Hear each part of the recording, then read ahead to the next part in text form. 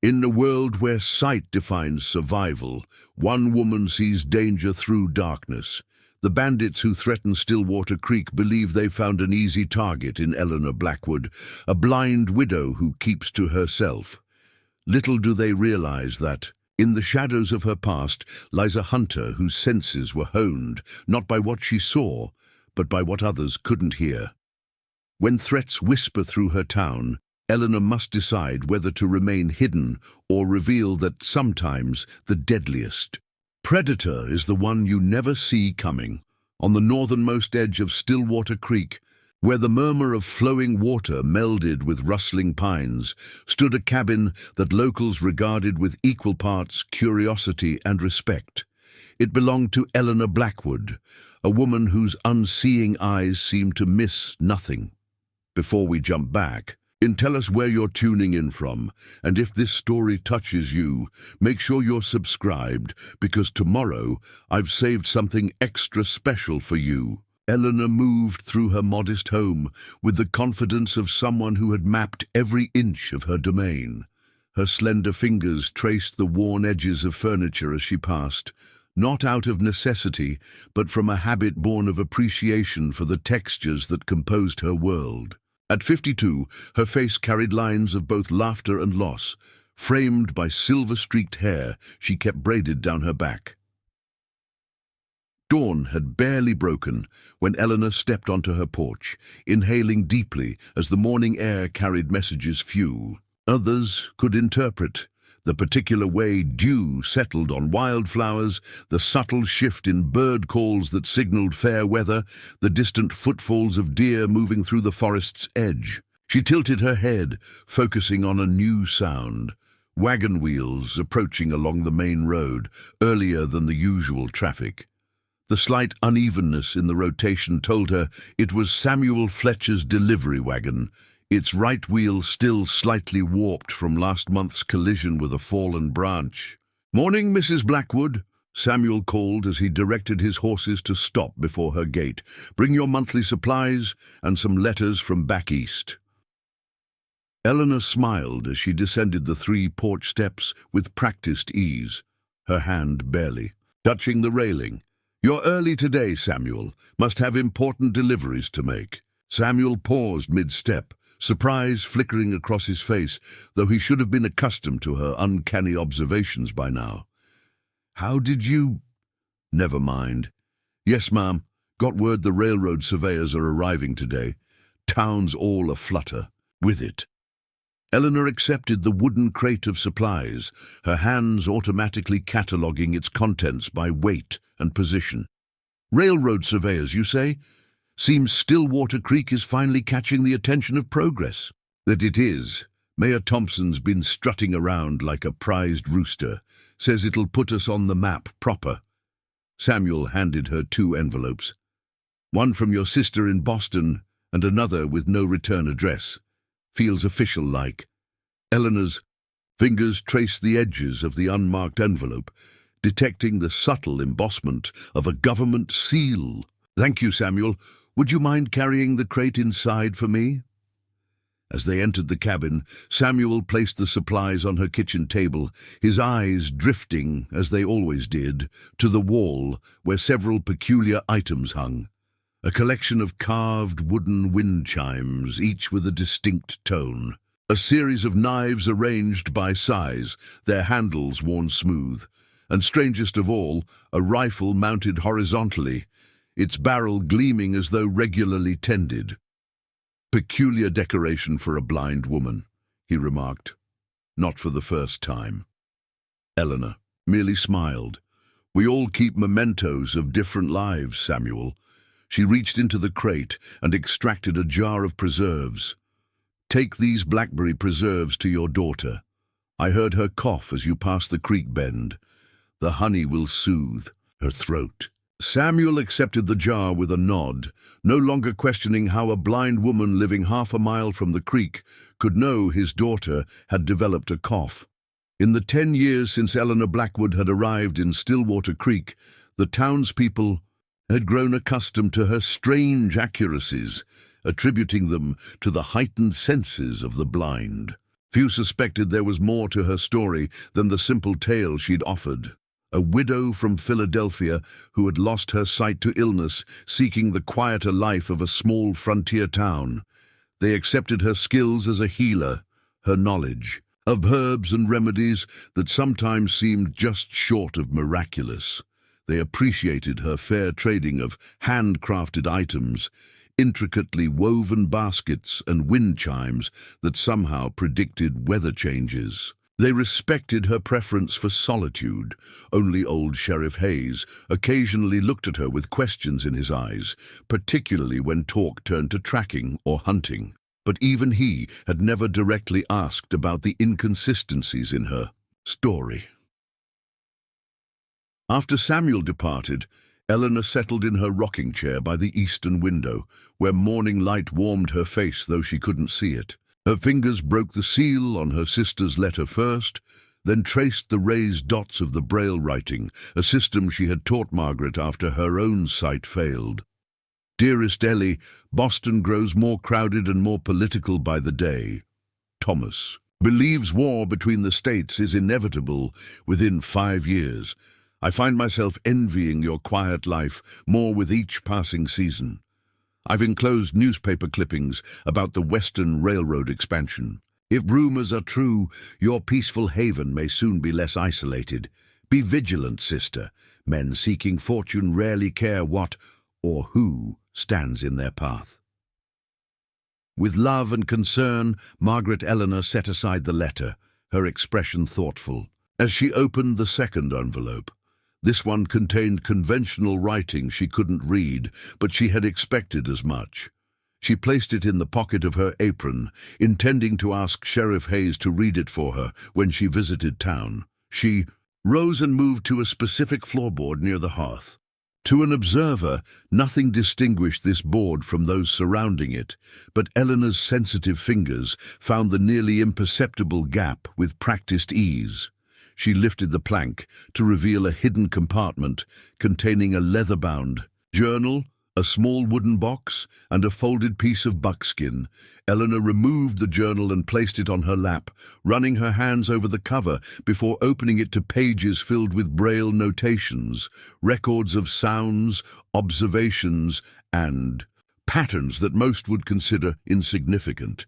She added a brief entry about the railroad surveyors, the government letter, and her sister's warning. The morning passed quietly as Eleanor prepared herbs from her garden for drying, her movements efficient and purposeful. By midday, she had changed into a simple grey dress, wrapped a shawl around her shoulders, and picked up a walking stick carved from hickory. Though she needed no guidance to navigate the familiar path to town, the stick served other purposes. Testing unfamiliar ground, detecting obstacles, and maintaining the appearance expected of a blind woman. The 2-mile walk to Stillwater Creek proper allowed Eleanor to catalogue the subtle changes in her surroundings. The Wilkerson farm to the east had a new calf. She could hear its distinct call. The stream running parallel to the road was lower than last week, suggesting the dry spell might continue. And most notably, there were unfamiliar horses at the edge of town, at least 7, judging by the varying patterns of snorts and hoof movements. Stillwater Creek had grown modestly since its founding 20 years earlier. With a population just shy of 500, it boasted a general store, blacksmith, saloon, small church, school, and various other establishments necessary for frontier life. Despite its growth, it remained isolated enough that strangers were still noteworthy. As Eleanor approached Main Street, the cacophony of sounds painted a vivid picture. Excited voices clustered around the mayor's office, the clinking of glasses. From the saloon, where men discussed the prospects of the railroad, children being hushed by the schoolteacher as they pestered the well-dressed strangers with questions. "Mrs. Blackwood," called Martha Jenkins from the general store porch. "Have you heard the news?" Eleanor smiled in the direction of Martha's voice. "About the railroad surveyors?" "Yes, Samuel mentioned it this morning." Martha hurried down the steps, the scent of lavender soap and cotton fabric announcing her presence before she touched Eleanor's arm. Not just surveyors. There's a man with them who says he represents Eastern investors, talking about building a proper station here, maybe even a hotel. Is that so? Eleanor tilted her head, focusing on the unfamiliar voices across the street. 5 men in the mayor's office, the surveyors, she presumed. But there were other newcomers too, lingering near the saloon. Their boots were heavier, spurs jingling with a cadence that suggested men accustomed to quick movements. The slight creak of leather told her they wore gun belts. Sheriff Hayes around today? Eleanor asked casually. Rode out to Peterson Place. Their boy spotted rustlers near their north pasture again. Martha lowered her voice. 3rd time this month. Sheriff thinks it might be the Harmon gang moving into the territory. Eleanor nodded, filing away this information. The Harmon gang had a reputation that had spread even to her isolated cabin. Cattle rustlers who had graduated to stagecoach robbery and worse. If they were indeed moving into the territory, their timing alongside the railroad surveyors seemed unlikely to be coincidence. I need to visit the apothecary, Eleanor said. Margaret sent some remedies for Mrs. Turner's arthritis. Such a blessing you are, Martha replied warmly. I'll walk with you. The street's unusually busy today. As they moved down the boardwalk, Eleanor listened to Martha's chatter about the excitement in town, but her attention remained divided. Her ears tracked the movements of the strangers, particularly the 3 men outside the saloon whose conversation had hushed as she passed. One of them shifted his weight, spurs jingling. Didn't know this town had blind folk, one murmured, voice low but not low enough to escape Eleanor's hearing. Pretty one, though, another replied. Even with those cloudy eyes, the 3rd man said. Nothing, but Eleanor felt his gaze tracking her movements with an intensity that raised the fine hairs on her neck. This wasn't the typical curiosity of strangers. There was assessment in that silence, calculation.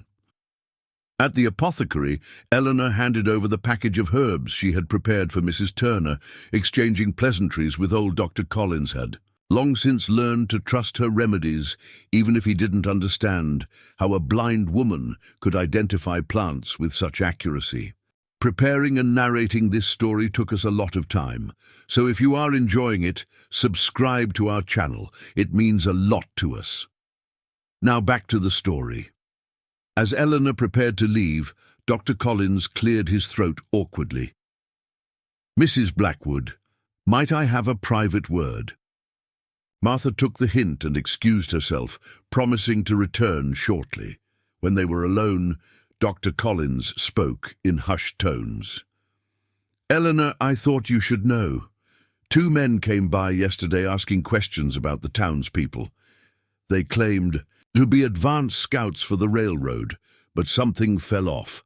They were particularly interested in those who lived alone outside of town. Eleanor's expression remained neutral. Did they ask about me specifically? Not by name, but they described a woman living alone who might have valuable medicinal knowledge. He paused. I may have downplayed your abilities, said you were just a widow with some folk remedies passed down from your mother. Thank you, Thomas. Eleanor reached out to squeeze his wrinkled hand briefly. Any idea where these men are staying? Took rooms above the saloon. There's more of them now, arrived. This morning, just ahead of the actual surveyors. He hesitated.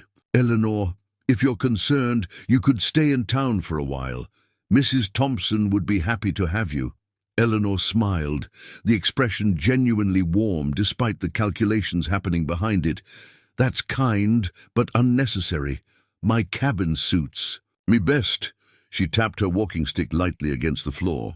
Besides, who would bother a blind widow with nothing of value?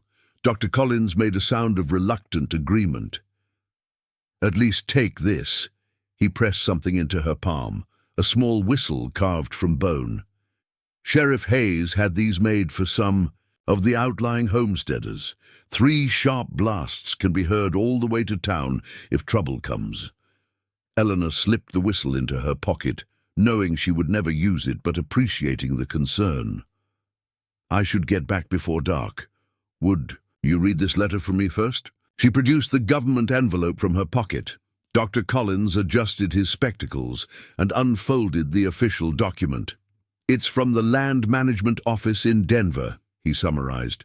"They're notifying all property owners along Stillwater Creek that surveys will be conducted for potential railway passage. It says, interesting.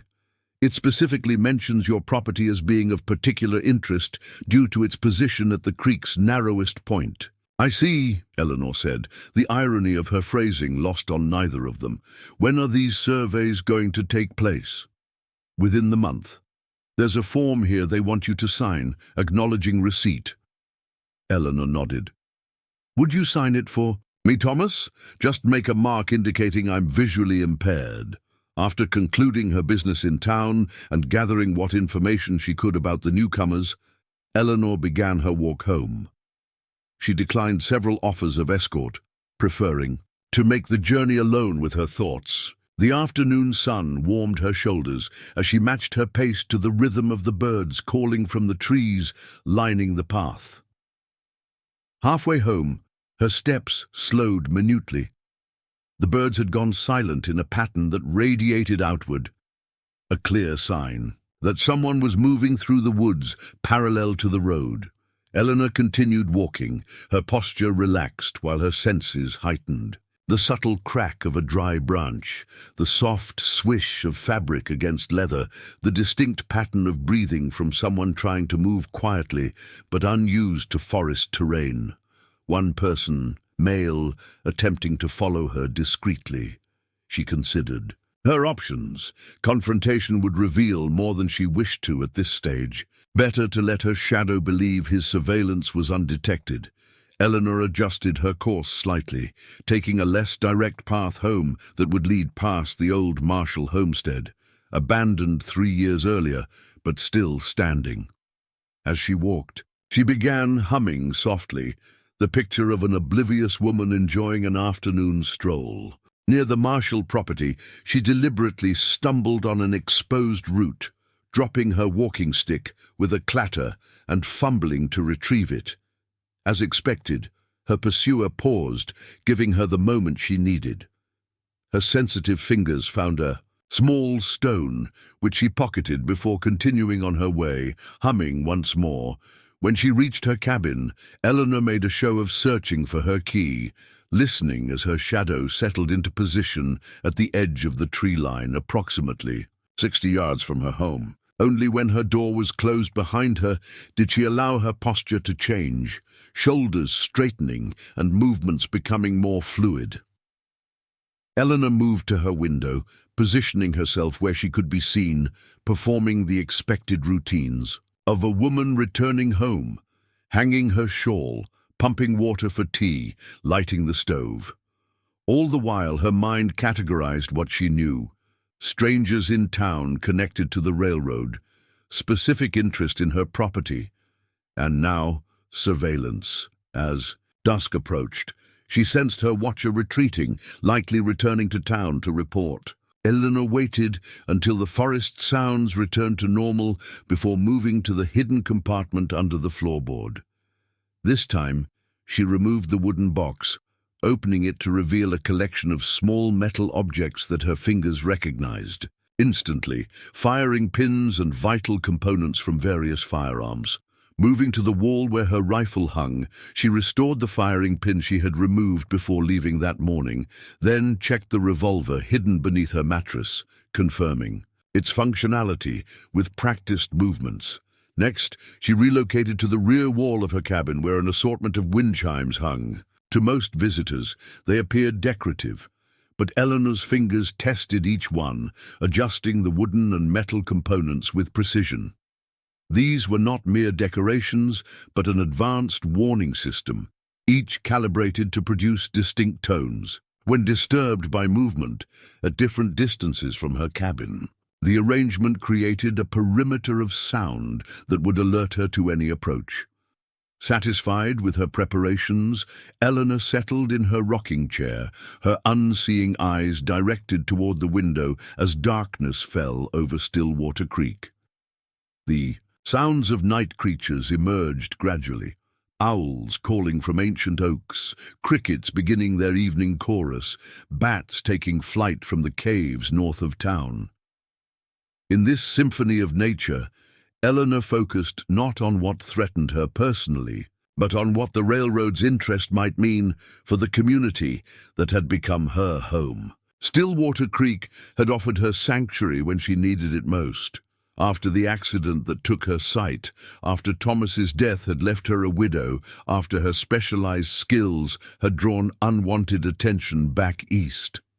She had built a life here, one of quiet purpose, if not complete peace. The railroad would change everything, bringing not just prosperity, but the kind of men who saw the land and its people as resources to be exploited. The kind of men who would not hesitate to remove obstacles, like a blind widow whose property stood at the creek's narrowest point. Eleanor's fingers traced the raised dots in her journal, adding new observations and calculations.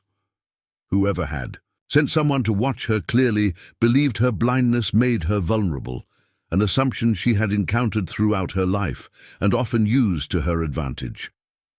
"Let them underestimate me," she whispered to the empty room, a hint of smile touching her lips. "They won't be the first to regret it." As night deepened, Eleanor prepared for bed with methodical precision, her routine indistinguishable from any other evening. But beneath her calm exterior, her mind continued mapping contingencies, escape routes, defensive positions. 10 years of peace had not dulled the instincts forged in her previous life. Tomorrow, she would begin gathering more information about the railroad plans and the men behind them. She would prepare for whatever confrontation might come. For now, though, Eleanor Blackwood closed her unseeing eyes and allowed her other senses to maintain their vigilant watch. The blind widow, whose greatest strength lay in what others couldn't see. Morning arrived with unusual sounds carrying through the valley. Eleanor sat upright in bed, her head tilted slightly as she catalogued each disturbance to the normal dawn. Chorus. Wagon wheels, more than the usual traffic for this early hour, multiple horses with the distinctive cadence of animals bred for speed rather than farm work. The distant chatter of unfamiliar voices, at least a dozen new arrivals to Stillwater Creek. The railroad survey team was wasting no time.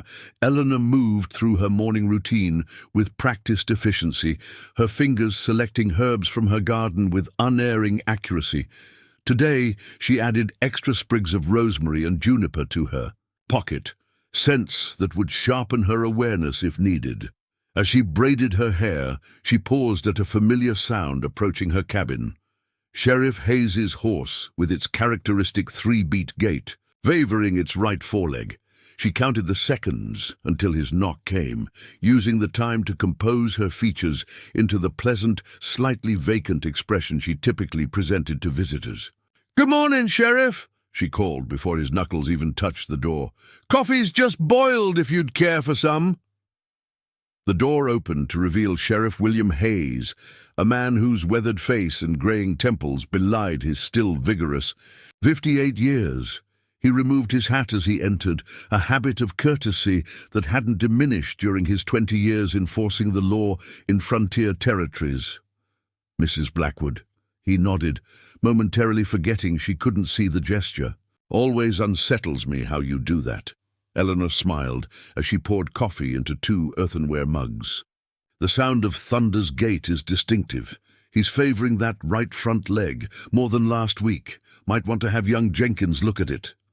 The sheriff accepted the offered mug with a grunt of acknowledgement. "Came to make sure you'd heard about the railroad surveyors. Word travels quickly," Eleanor replied, gesturing toward the table where they often sat during his infrequent visits. "Though I suspect that's not your only reason for riding out here." Hayes settled his tall frame into a chair that creaked slightly under his weight. "Noticed some unfamiliar men in town. Not with the survey crew, though they're claiming to be scouts for the investment company." He sipped his coffee, studying Eleanor's face. "One of them was asking particular questions about the properties north of town." About your place specifically, Eleanor's expression remained pleasantly neutral. I received an official letter yesterday.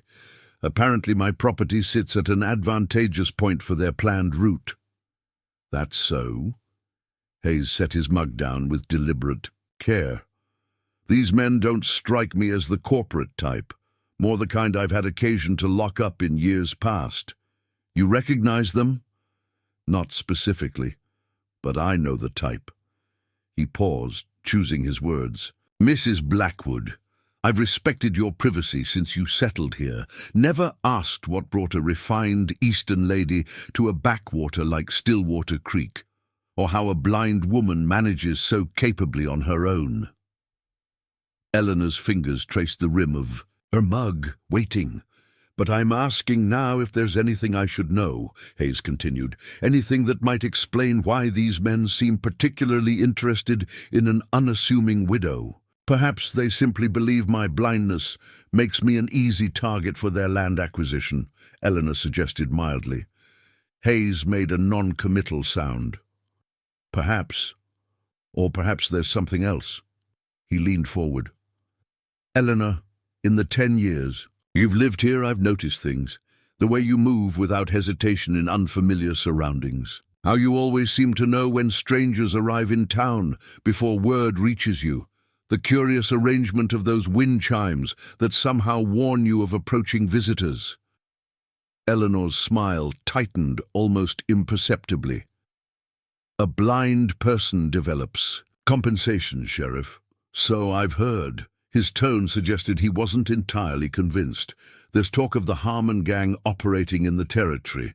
If these men are connected to them, and if they've taken a special interest in you, I need to know why. Eleanor was silent for a long moment, weighing how much to reveal. Finally, she sighed softly. My late husband had enemies, Sheriff. Business rivals who didn't appreciate losing to him. After his death and my accident, I sought somewhere quiet to rebuild my life. And these business rivals might still be looking for you? Hayes pressed. It's been 10 years, she replied. But greed has a long memory. Hayes studied her face, sensing the partial truth in her words. I can station one of my deputies near your property, at least until we determine these men's intentions. That won't be necessary, Eleanor said firmly. I've managed quite well on my own. With all due respect, Mrs. Blackwood, even before losing your sight, you are hardly prepared for the kind of men who ride with Harrison Harmon. A flicker of something, amusement perhaps, crossed Eleanor's features. Your concern is appreciated, Sheriff, but misplaced. I have no intention of selling my land, regardless of how persuasive these men might become. Hayes drained his coffee and stood. At least consider staying in town for a while. This is my home, Eleanor replied simply. I won't be driven from it by rumors and suspicions. The sheriff sighed, recognizing the steel beneath her gentle demeanor. Then I'll make a point of riding by more frequently in the coming days. He moved toward the door, then hesitated. One more thing. Dr. Collins mentioned you received an official letter yesterday. Mind if I take a look? These government notices sometimes contain details folks don't think to mention. Eleanor retrieved the letter from a drawer and handed it to him. Hayes read it silently, his brow furrowing. This mentions your property specifically, he noted. Says the terrain features make it uniquely suited for their purposes. Uses some mighty formal language about eminent domain considerations if necessary. What exactly does that mean, Sheriff? Hayes folded the letter with deliberate care. It means they're preparing legal grounds to take your land if you refuse to sell. This isn't just about a railroad passing nearby. They want something specific. About your property. Eleanor's expression hardened momentarily before smoothing back into pleasant neutrality. Thank you for clarifying. I'll keep that in mind when the surveyors arrive. After the sheriff departed, Eleanor moved to the eastern window, tilting her head to catch the sounds from town. The increased activity was evident even from this distance. hammering from the direction of the saloon suggested renovations or expansions already underway in anticipation of increased business. Raised voices carried fragments of excited conversations about property values and opportunities. Change was coming to Stillwater Creek faster than anyone had anticipated. For most residents, it heralded prosperity and growth. For Eleanor, it signaled the end of her carefully constructed sanctuary. Moving with newfound purpose, she retrieved her journal from its hiding place and added the morning's observations in precise Braille notation. Then she reached deeper into the compartment and withdrew something she hadn't touched in years, a folded document written in Braille of her own creation, a cipher known only to her. To any other reader, even one fluent in Braille, it would appear as nonsensical patterns. Eleanor's fingers moved rapidly over the raised dots, refreshing her memory of details long stored away. Maps, names, locations of stashed supplies, and most importantly, contingency plans she had hoped never to need. When she had finished, she replaced the document and closed the hidden compartment. From her bedroom, she retrieved a small leather case containing various bottles and pouches. She selected several, adding them to a satchel along with dried meat, hardtack, and a canteen of water, a readiness pack she could grab quickly if necessary. Eleanor had lived through enough danger to recognize its approach. The coming conflict would require preparation, not just of supplies, but of strategy. She needed more information about these men, their true intentions, and the specific interest in her property. Making her decision, Eleanor changed into a plain dress suitable for town, one with hidden pockets in its folds. She secured the small derringer in one such pocket, along with several of her specially crafted wooden darts, not traditional weapons perhaps, but effective when wielded by hands trained to compensate for sightless aim. The walk to town allowed Eleanor to compose her thoughts and sharpen her senses. She noted subtle changes in the environment, broken twigs and disturbed vegetation that suggested someone had left the main path to circle through the woods, heading toward her property. Fresh hoofprints indicated multiple riders had passed recently, moving faster than typical travelers. As she approached Stillwater Creek, the sounds of unusual activity grew more distinct. Men shouting directions, the crack of lumber being unloaded, and the rhythmic pounding of hammers created a cacophony that nearly masked the subtler sounds Eleanor relied upon. She slowed her pace, taking time to filter through the noise and identify specific conversations. "Need to establish our presence before Harmon's crew makes their move," one voice was saying, the words barely audible from the alley beside the general store. "Boss says we have 3 days at most," another replied. "Once the official survey team leaves, we make our offer to the widow. Non-negotiable." Eleanor continued past without breaking stride, her expression placid despite the confirmation of her suspicions. These men were working on a timeline, which meant she needed to act quickly. Her first stop was the telegraph office, where young Timothy Morgan sat behind a battered desk, his fingers tapping out messages with impressive speed.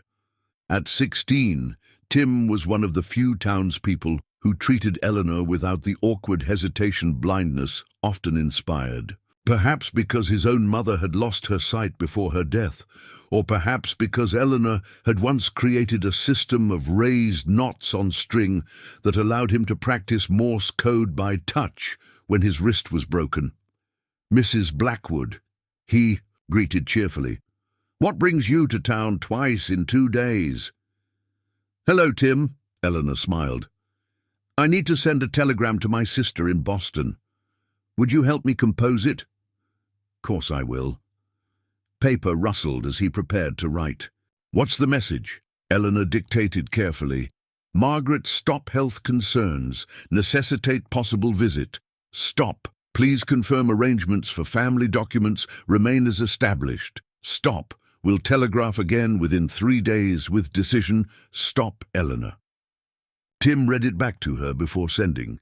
his young voice curious but too polite to ask about the somewhat cryptic content. Eleanor paid the fee and thanked him, adding casually, "The Telegraph has been busy lately, I imagine, with all these newcomers." "Busiest I've ever seen it," Tim confirmed eagerly. "The survey team sends reports twice daily to their company in Denver, and those other fellows, the ones staying above the saloon, they've been sending coded messages." Eleanor's interest sharpened. Coded. That's unusual for business representatives. "That's what I thought too." Tim's voice lowered conspiratorially. "They're using a variation of commercial code, but with substitutions. I've been trying to work it out. It's good practice, you know, but they caught me studying one of their written messages yesterday and got mighty upset." "I can imagine," Eleanor murmured. "What did you manage to decipher before they noticed?" Tim hesitated. "Not much. Something about Blackwood property and water rights being the key, and a phrase that might have been previous search or precious resource. I couldn't be certain. Water rights." The pieces began falling into place in Eleanor's mind. Her property contained the headwaters of Stillwater Creek, the primary water source for the entire valley. Control of those waters would give enormous leverage over any development, including the railroad. "Thank you, Tim," she said warmly. "Your skills are quite impressive. Perhaps you might listen particularly carefully to their messages in the coming days, for practice, of course." "I'd be happy to, Mrs. Blackwood." His chair creaked as he leaned forward. "Should I tell Sheriff Hayes if I learn anything interesting?" Eleanor considered this. "The sheriff has enough concerns at present. Perhaps just share your observations with me for now." From the telegraph office, Eleanor made her way to the general store, where Martha Jenkins was holding court with several other townswomen, all discussing the exciting prospects the railroad would bring. "Eleanor," Martha called, breaking off her conversation. "Have you heard? Mr. Peterson has already sold his South Field to the railroad company for 3 times what it's worth. They're saying property values will double within the year." "That is exciting news," Eleanor replied, allowing herself to be drawn into their circle. For the next half hour, she listened more than spoke, gathering information about which properties were being targeted for purchase and which townspeople seemed most eager to sell. Pattern emerged. The railroad representatives were focusing on properties along the creek, particularly those nearest to her own land. They were offering generous terms, creating a sense of urgency with talk of limited opportunities and first phase benefits. As the conversation continued, Eleanor became aware of new presences in the store. 3 men whose boot steps and breathing patterns she recognized from the previous day. They moved among the merchandise with the false casualness of predators assessing prey. "Mrs. Blackwood," one of them finally approached, his voice carrying the forced refinement of someone unused to polite company. "Allow me to introduce myself. Jackson Mercer, representing Western Rail Investment Trust. I understand you own the northern property where Stillwater Creek begins its journey." Eleanor inclined her head slightly. "I do indeed, Mr. Mercer. Valuable piece of land," Mercer continued. "Our company would be interested in discussing terms for its purchase. Quite generous terms, I might add." The other townswomen had fallen, silent, watching the exchange with interest. "My land is not for sale, Mr. Mercer," Eleanor replied pleasantly, "but I appreciate your interest." Mercer's breathing changed, subtly, a slight increase in rate that suggested annoyance. "Perhaps you haven't been fully informed of the benefits our offer would provide. A woman in your circumstances might find life considerably more comfortable with the financial security we're prepared to offer." "My circumstances are quite comfortable as they are," Eleanor smiled. "Now, if you'll excuse me, I have errands to complete." She moved past him, her walking stick tapping lightly against the floorboards. Behind her, she heard one of Mercer's companions mutter, "Stubborn old bat won't know what hit her." Mercer's response was too low to hear, but his tone carried a cold confidence that sent a familiar tension up Eleanor's spine, the awareness of impending danger that had saved her life more than once in the past.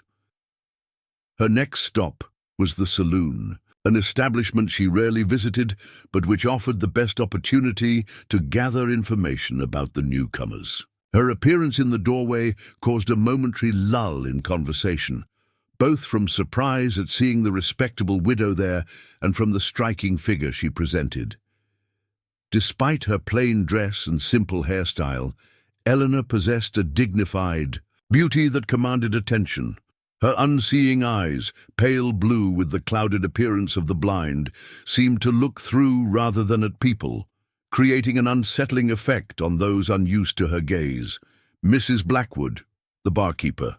Russell. Wade recovered first. This is an unexpected pleasure. What can I do for you? Good afternoon, Mr. Wade, Eleanor replied.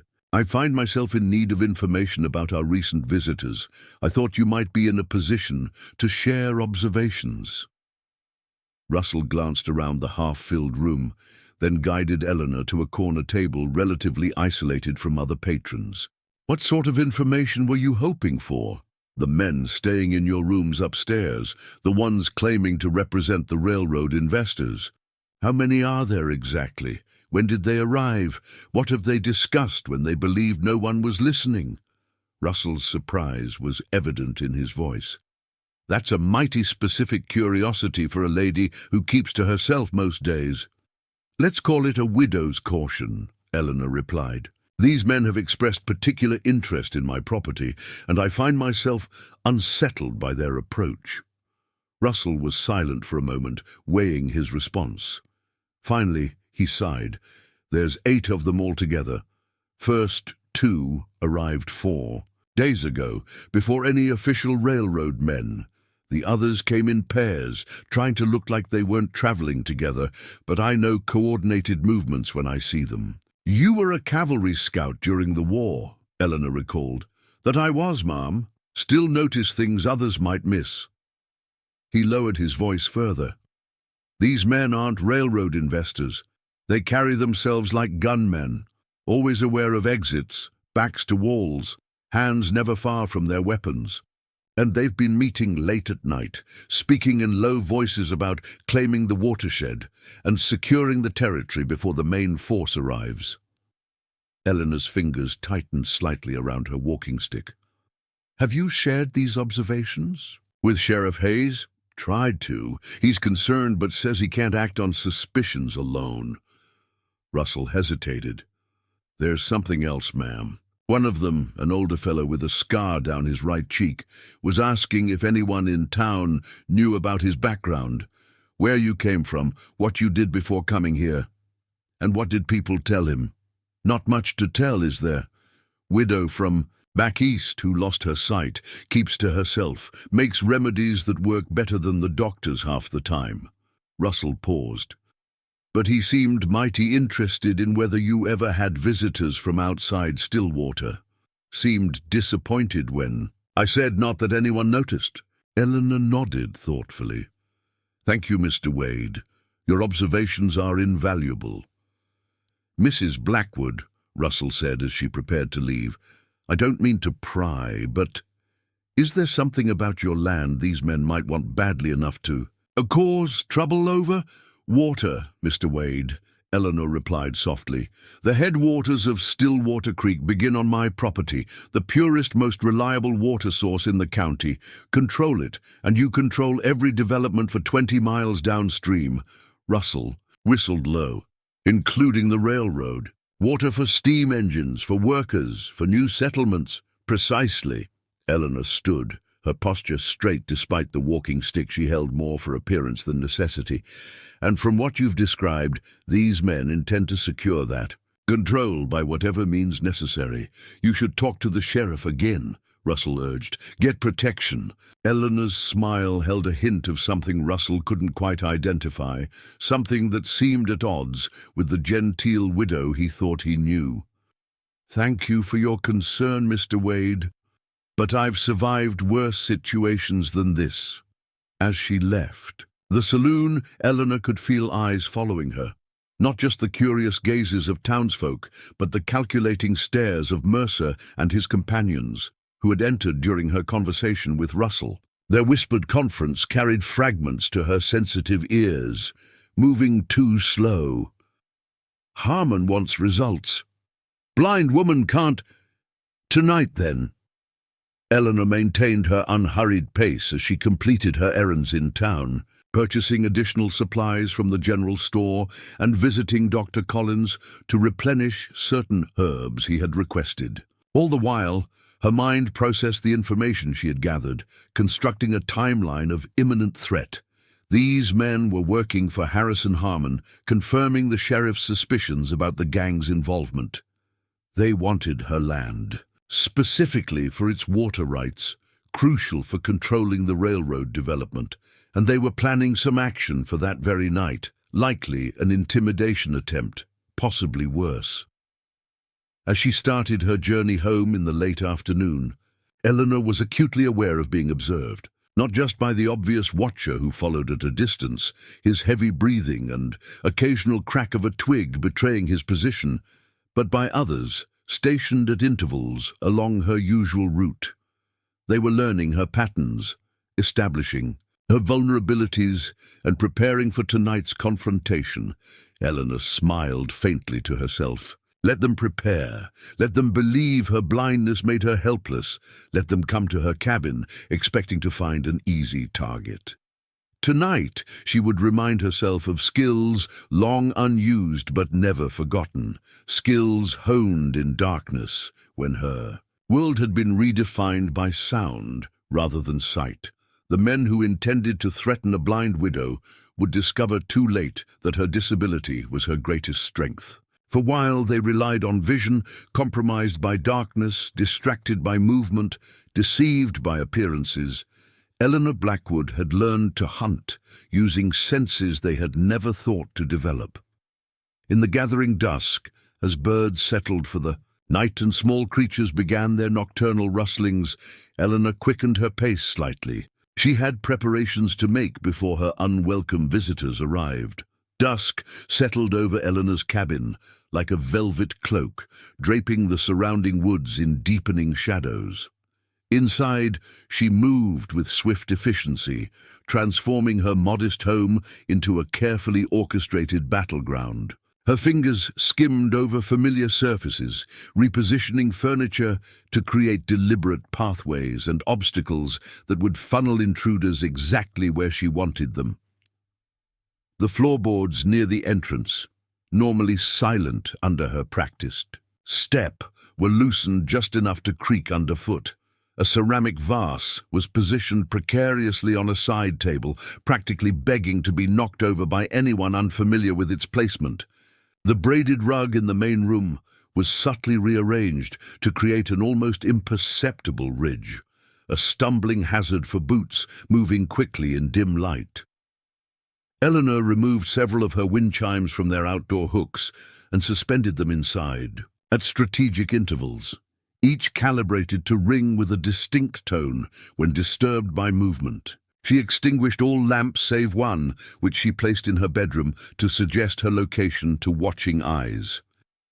As night deepened around her cabin, Eleanor settled into the wooden rocking chair beside her cold heart, a shawl wrapped around her shoulders and a shotgun laid across her lap, visible enough to suggest defense, but positioned to appear as though it were merely kept nearby for comfort rather than imminent use. Then she waited, her ears attuned to the symphony of night sounds surrounding her property. 8 minutes before midnight, the first discordant note sounded in this natural orchestra, the distant whinny of a horse being restrained, followed by the subtle cadence of footsteps trying to move silently through the underbrush. Eleanor smiled faintly as her sensitive ears counted the approaching figures, 4 men moving in a standard flanking pattern, one slightly heavier than the others, judging by his footfalls. Her wind chime perimeter system registered their crossing into her clearing. First the northernmost chime with its distinctive cedar tones, then the western one crafted from hickory. The men were attempting to encircle her cabin, approaching from multiple directions as they might for a military operation. Eleanor remained motionless in her chair, giving every appearance of an unsuspecting widow, perhaps dozing by the hearth. Only her ears moved, tracking each approaching figure with precision that would have astounded any observer aware of her methods. The first man reached her porch, his boot connecting with the third step, the one Eleanor had slightly raised to create an unexpected change in height. He stumbled slightly, cursing under his breath. The second man positioned himself beneath the kitchen window, while the third and fourth separated to cover the rear approaches. A sharp, soft whistle, nearly inaudible to ordinary hearing, signaled their readiness. Eleanor catalogued their positions, making minute adjustments to her planned response. The heavy-footed one was at her front door, Mercer himself, she suspected from the breathing pattern she'd memorized in town. The positioning suggested a standard intimidation approach rather than immediate violence, though the metallic click of a gun hammer being drawn back indicated they were prepared for resistance. The front door burst open with a splintering crack as the lock gave way under deliberate force. Eleanor didn't flinch, didn't turn her head toward the noise. Instead, she continued rocking gently, her unseeing eyes directed toward the cold hearth as if unaware of the intrusion. "Evening, Mrs. Blackwood?" Mercer's voice carried the false cordiality she'd noted earlier. "Hope we're not disturbing your rest." Eleanor tilted her head slightly, her expression one of mild concern rather than fear. "Mr. Mercer, I presume. An unusual hour for a business call." Booted feet moved across her threshold, triggering the loosened floorboards. Eleanor counted the subtle creaks, 2 men entering, 2 remaining outside as lookouts. Mercer and 1 other moved into her main room, circling to position themselves between her and any potential escape routes. "Business doesn't always keep civilized hours, ma'am," Mercer replied, his voice hardening. "Especially when preliminary discussions prove unproductive." Eleanor's hands remained folded placidly in her lap, resting atop the shotgun. "I believe I made my position quite clear this afternoon. My property is not for sale." The second man moved toward her kitchen, his steps hesitant as he navigated the unfamiliar space in near darkness. She heard him rifling through her cabinets, opening drawers with little regard for their contents. "Thing is, Mrs. Blackwood," Mercer continued, drawing closer to her chair, "this isn't really about what you want anymore. The railroad's coming and certain arrangements have already been made regarding water rights in this valley." "Arrangements that require my property," Eleanor observed calmly. "Smart woman." Mercer's voice carried a hint of surprise. "Makes me wonder what else you understand about your situation." His boot nudged the shotgun in her lap. "This wouldn't do you much good, you know. Blind woman with a scattergun is more dangerous to herself than anyone else." Eleanor smiled faintly. "A woman alone needs some sense of security, however illusory." The second man returned from the kitchen. "Nothing much here, boss. Just herbs and cooking stuff, few letters in a drawer, but nothing interesting." "Mr. Mercer," Eleanor said, her voice steady despite the intruders looming over her. "I assume you've come with an offer you believe I won't refuse. Why don't you present it clearly, so we both know where we stand?" Mercer chuckled, a sound devoid of humor. "Direct approach. I can appreciate that." He pulled a chair forward, the legs scraping across Eleanor's wooden floor as he positioned it directly in front of her. The scent of tobacco, whiskey, and gun oil intensified as he leaned closer. "Here's the situation, plain and simple. Harrison Harmon has purchased the development rights for the entire Stillwater Valley. The railroad contract is already secured. The only piece we're missing is the headwaters, your little patch of paradise here." Eleanor nodded thoughtfully. "And Mr. Harmon sent you to acquire it?" "Initial offer is $5,000, 5 times what this cabin and land are worth. You sign the papers tonight, you can be on tomorrow's eastbound stage with enough money." To live comfortably wherever you please. And if I decline, Mercer's voice dropped, honey coating a blade's edge, then things become considerably less pleasant. A blind woman living alone faces many potential dangers. Accidents happen. Fires start. Sometimes people just disappear. Eleanor appeared to consider this, her head tilted in that distinctive way the blind often adopt when thinking. You've made similar offers to others, I imagine. How many signed willingly and how many required? Persuasion? A moment of charged silence followed her question. Eleanor could hear Mercer's companion shifting uncomfortably, his breath catching. The question had struck a nerve. Enough business talk, Mercer said finally. You have until dawn to decide. We'll return with papers and payment or with other methods of persuasion. He stood abruptly. Consider carefully, Mrs. Blackwood. A blind woman can't fight what she can't see. Eleanor smiled, the expression containing something that momentarily gave Mercer pause. An interesting perspective, Mr. Mercer. I've found blindness teaches one to fight differently, not less effectively. Brave words, Mercer scoffed, recovering his composure. I admire your spirit, truly. But Harrison Harmon doesn't tolerate obstacles, and he wants this water. Think about your choices very carefully.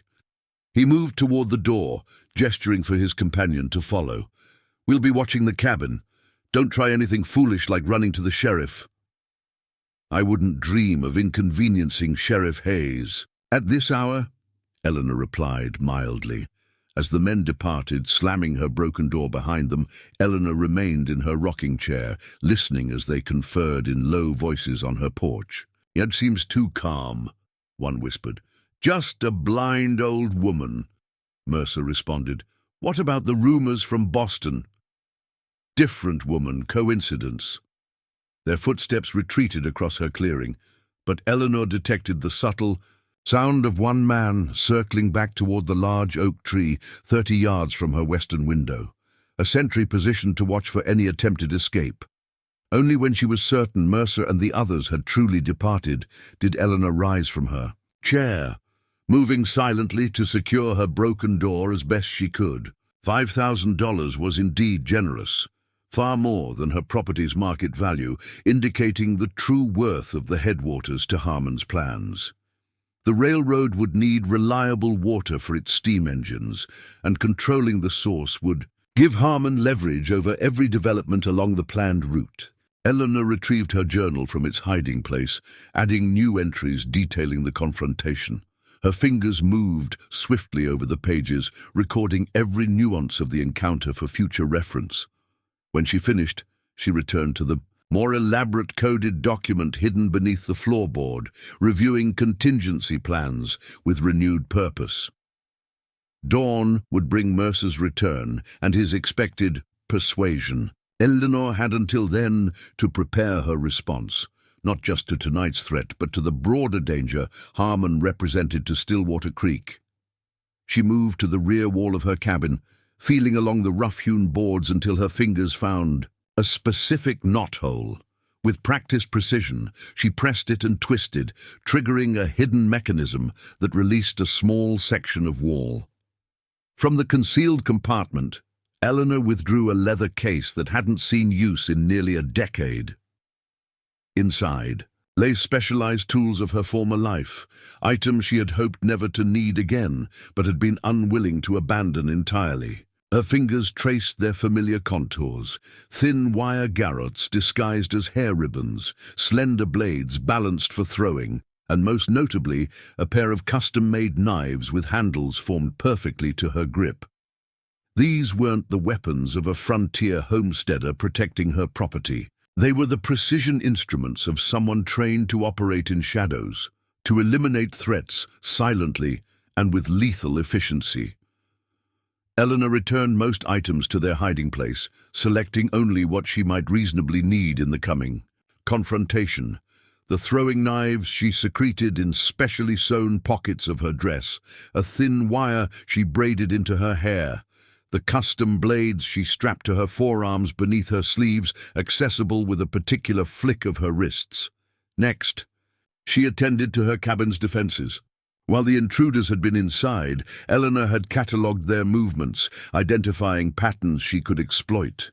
Men who relied on sight moved predictably in darkened spaces, following walls, seeking clear paths, gravitating toward light. Sources. Eleanor would use these tendencies against them. She repositioned furniture to create choke points, strung nearly invisible tripwires across likely pathways, and prepared several of her special herb mixtures, harmless-looking powders, that when ignited or dispersed, could create disorienting effects ranging from thick smoke to eye-watering irritants. Throughout these preparations, Eleanor maintained awareness of the sentry posted outside. The man was growing cold and restless, occasionally stamping his feet, or blowing on his hands to warm them in the chilly night air. His discomfort worked to her advantage. A cold, tired watcher was less vigilant, more likely to miss subtle movements. By 3 a.m, Eleanor had transformed her cabin into a carefully orchestrated trap. Now she needed to decide whether to await Mercer's return at dawn or to seize the initiative before then. The tactical situation favored preemptive action. Her knowledge of the terrain was superior, her ability to navigate in darkness unmatched. By morning, Mercer would likely bring additional men, narrowing her advantage. Decision made, Eleanor changed into darker clothing, a charcoal grey dress with fewer rustling petticoats and sturdy boots that allowed silent movement. She braided her hair tightly, securing it at the nape of her neck, to prevent it becoming a handhold in any close-quarters struggle. From her bedside table, she retrieved a small pouch containing river stones she had collected over the years.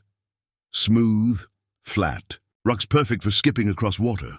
In her hands, they became precision projectiles, their flight paths mapped not by sight, but by the geometry of sound and space she had mastered since losing her vision.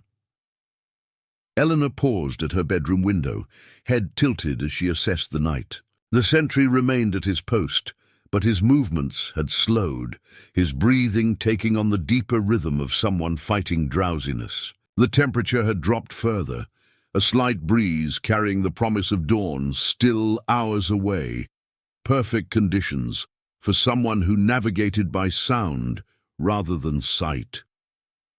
Eleanor slipped through her cabin's rear window, a tight fit, but one. She had measured and practiced for precisely such circumstances, her feet connected with the ground in perfect silence, not even disturbing the dried leaves beneath the window. She oriented herself instantly, the mental map of her property superimposed over the acoustic landscape her ears perceived.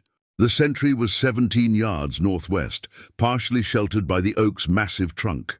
2 other men, presumably Mercer and his companion, had established a small camp roughly 80 yards northeast, near the creek bend. Their hushed conversation and the occasional snap of their small fire carried clearly to Eleanor's sensitive ears. She circled wide to approach the sentry from behind, moving with the patience of a predator who knows time is an ally rather than an enemy. Her path took her through familiar terrain, past the lightning-struck pine, whose bark she had stripped for medicinal use, around the hollow stump that housed a family of raccoons beneath the low-hanging branches of the weeping willow she had planted when first arriving in Stillwater Creek. Each landmark registered in Eleanor's awareness through sound, scent, and the subtle changes in air currents against her skin. She moved as if she could see perfectly in the darkness. In truth, her perception in these conditions was superior to any sighted person's. The sentry's head had dropped forward, chin resting on his chest as he dozed against the tree trunk. His rifle lay across his lap, one hand still loosely gripping its barrel. Eleanor positioned herself directly behind him, gathering information about his size and strength from his breathing pattern and the subtle creaks of his leather gear. A younger man, she judged, perhaps in his 20s, strong but inexperienced. His weight distribution against the tree suggested formal military training rather than the hard-earned instincts of a seasoned outlaw. a hired gun rather than one of Harmon's inner circle. Eleanor weighed her options. She could neutralize him permanently with minimal effort. A garrote around his throat or a blade between his ribs would ensure his silence. But unnecessary killing had never been her preference, even in her darkest days. Better to remove him as a threat while gathering information. She selected a stone from her pouch, testing its weight between her fingers. With a precisely calibrated throw, she sent it arcing into the underbrush 30 yards east of their position. The resulting rustle was slight, but sufficient to rouse the dozing sentry. His head jerked up, hands tightening on his rifle as he peered into the darkness. "Who's there?" he hissed, voice cracking with tension. Eleanor remained perfectly still, positioning herself exactly where his adjusted vision would be least likely to detect movement, in the deepest shadow of the oak's trunk. The young man rose, cautiously, rifle raised as he took a hesitant step toward the sound. Eleanor allowed him to move several paces away, then closed the distance between them with 3 silent strides.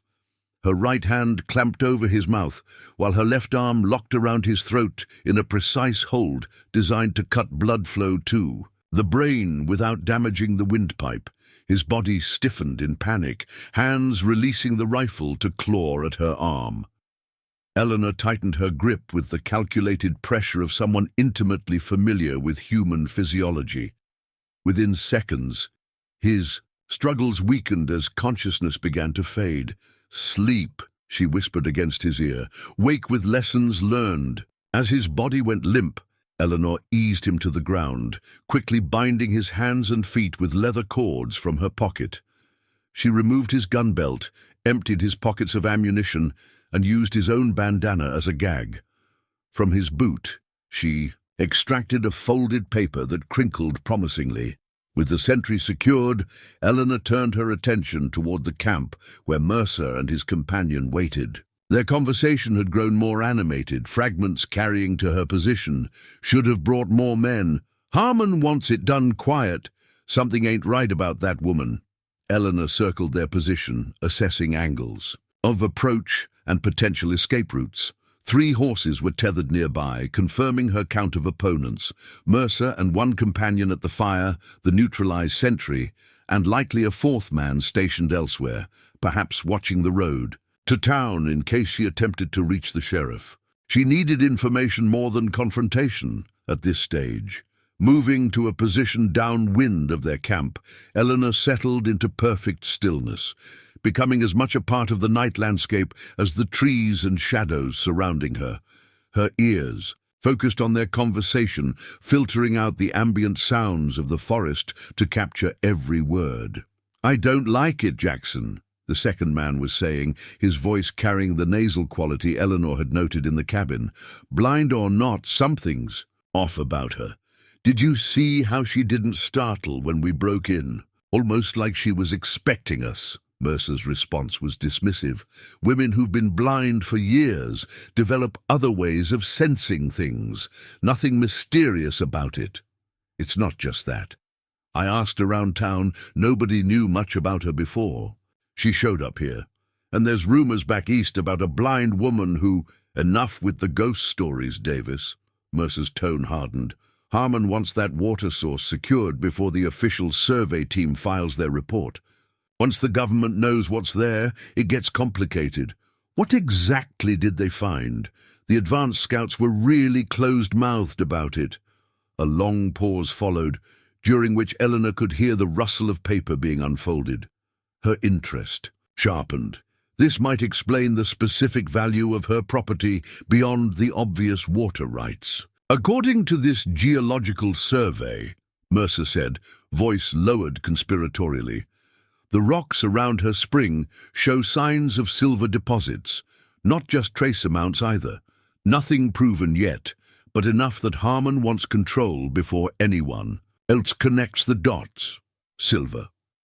The revelation clicked into place alongside other pieces Eleanor had gathered. The limestone formations near her spring had unusual characteristics she'd noted when first settling the property. differences in texture and weight that her sensitive fingers had detected but never fully identified. So it's not just about the railroad water supply, Davis mused. The railroad's still key, can't move ore without transport. But yeah, Harmon's playing a bigger game. Control the water, control the silver, control the whole damn valley. Mercer chuckled darkly.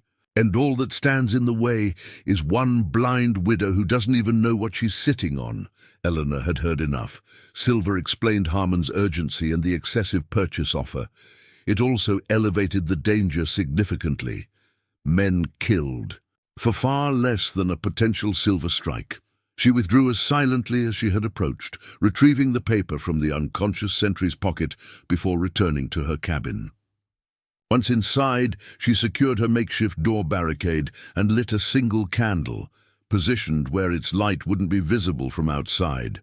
The paper proved to be a crude map of her property, with the spring marked prominently alongside notations about geological formations and water flow rates. More damning was a schedule written along the bottom margin. Dawn approached, with the gradual symphony Eleanor had come to treasure in her decade at Stillwater Creek. First, the tentative chirps of chickadees, then the liquid trilling of thrushes, building to the full chorus of morning birds as light crept across the valley. She sat motionless at her kitchen table, fingers tracing the map she'd taken from the unconscious sentry. The schedule written along the bottom margin confirmed her worst fears. Day 1. Initial offer and warning. Day 2. Escalation. Destroy garden. Kill livestock. Day 3.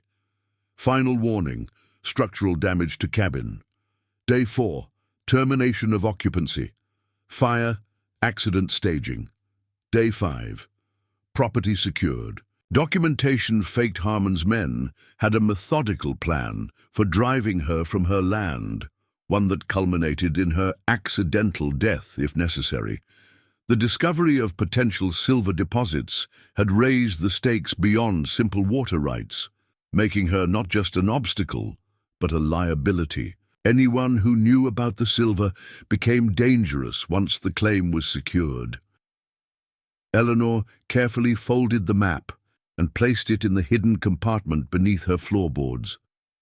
The first hints of morning light filtered through her windows as she moved to rekindle her hearth fire, adding small pieces of kindling with the precision of someone who navigated her world through touch and sound rather than sight.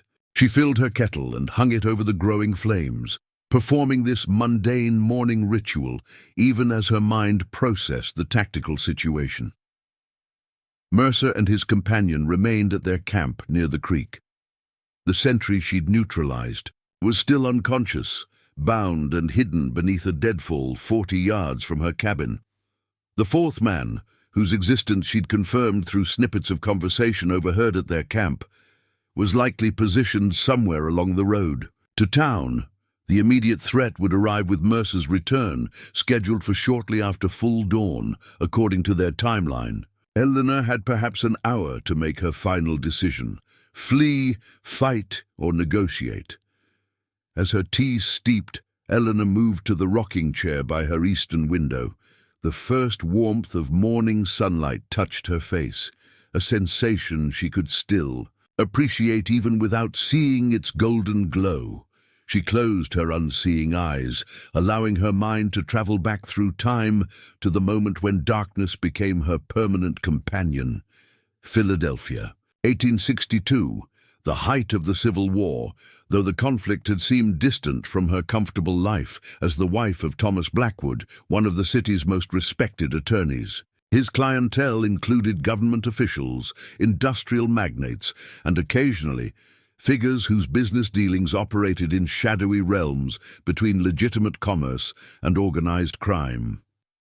Eleanor had been 39 then, educated beyond what was typical for women of her era, serving as her husband's unofficial partner in many cases. Her memory for details, facility with languages, and ability to charm information from reluctant sources had proven invaluable to Thomas's practice. Their partnership extended beyond professional boundaries.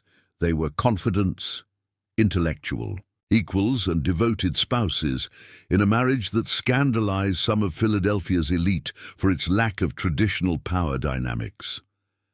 Then came the Harrington case, a dispute over railway contracts that had seemed straightforward until Thomas discovered evidence of bribery reaching into the highest levels of the War Department. His investigation had uncovered a network of corruption, siphoning millions in military funding to private interests, placing both himself and Eleanor in the crosshairs of powerful enemies. The night that changed everything remained etched in Eleanor's memory with painful clarity. Returning home from the opera, she had noticed the front door of their townhouse slightly ajar. Thomas had insisted on entering first, despite her misgivings. The explosion had been precisely calibrated, powerful enough to kill anyone in the entryway, but contained enough to preserve the structure of the building. Thomas had died instantly. Eleanor, 2 steps behind him, had survived but not unscathed. The blast had thrown her backward onto the street, debris lacerating her face and eyes. The physicians had been kind but blunt. Her sight was irretrievably damaged. Total blindness would be her permanent condition. In those first dark days, as she recovered in a private hospital room, Eleanor had alternated between numbing grief for Thomas and paralyzing fear of her newly sightless future. Then Marshal Samuel Donovan had visited her bedside with news that transformed her fear into something else entirely. The explosion had been no accident. It was a professional assassination meant for both of them. Thomas's case files had disappeared from their home. Anyone connected to the investigation was being systematically eliminated. "Mrs. Blackwood," Donovan had said in his gravelly Kansas drawl, "our office can offer you protection, but frankly, given how high this corruption reaches, I'm not confident in our ability to keep you alive long-term."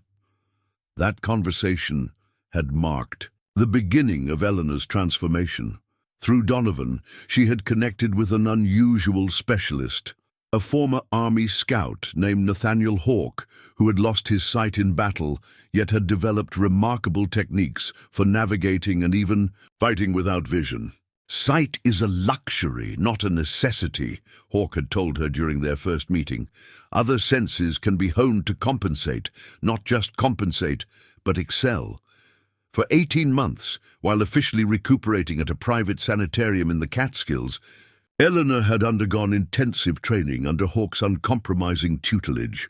She learned to map spaces through sound reflection, to identify individuals by their unique acoustic signatures, to navigate complex environments by cataloging and remembering subtle sensory cues.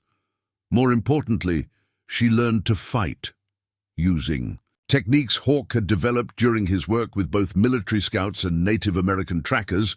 Eleanor mastered combat methods that turned her blindness into an advantage. In darkness, when sighted opponents were compromised, she operated at full capacity. She learned to throw knives by sound, to use wire garrots with deadly precision, to employ specialized fighting techniques that exploited the over-reliance on vision that most combatants never recognized as a weakness. By 1864, Eleanor Blackwood had emerged from her training transformed, not just adapted to blindness, but reborn through it. Marshal Donovan had provided her a new identity and a specific mission, using her unique abilities to help dismantle the corruption network that had killed Thomas. For 3 years, she had operated in shadows, gathering intelligence that conventional investigators couldn't access. Her blindness provided the perfect cover. Who would suspect a sightless widow of espionage? She moved through high society, charitable functions, and legitimate businesses, her seeming vulnerability encouraging loose tongues and unguarded conversations. The organization responsible for Thomas's death, a consortium of corrupt officials and industrialists who called themselves the Venture, had gradually been exposed and dismantled. Eleanor's role remained officially unacknowledged, but in certain circles whispers spread of the blind oracle, a nearly mythical operative who could extract secrets and dispense justice from within the darkness. When the last principles of the venture had been prosecuted in 1867, Eleanor had made her decision. Despite Donovan's offer of continued government work, she had chosen to disappear. The combat skills, the intelligence gathering, the measured application of violence, these had been meant to an end, not a calling. With justice secured for Thomas, she sought only peace. Stillwater Creek, with its remote location and small community, had offered the anonymity and tranquility she craved. For 10 years, she had lived as nothing more extraordinary than a blind widow with unusual self-sufficiency and an uncommon knowledge of herbal medicine. No one in town connected her to the near-legendary figure from the post-war corruption investigations. No one suspected that beneath her gentle demeanor lay capabilities that would terrify them. Now, as morning light filled her cabin, Eleanor confronted the inescapable truth. Her peaceful interlude was ending. Harrison Harmon's ambitions had reached into her sanctuary, forcing her hand. The skills she had hoped to leave behind were once again required. The question wasn't whether she could defeat Mercer and his men. Of that, she had little doubt. The real question was what would follow. Using her abilities would inevitably draw attention. Questions would arise about how a blind widow could overcome armed men. Connections might be made to old stories from Philadelphia. Stillwater Creek would no longer be her haven. Once again, she would need to disappear, rebuild elsewhere, maintain her isolation. Unless Eleanor's fingers found the delicate chain around her neck, tracing it to the locket that contained a small portrait of Thomas, a portrait she could no longer see but remembered in perfect detail. What would he have counseled in this situation? Not just self-preservation, she knew.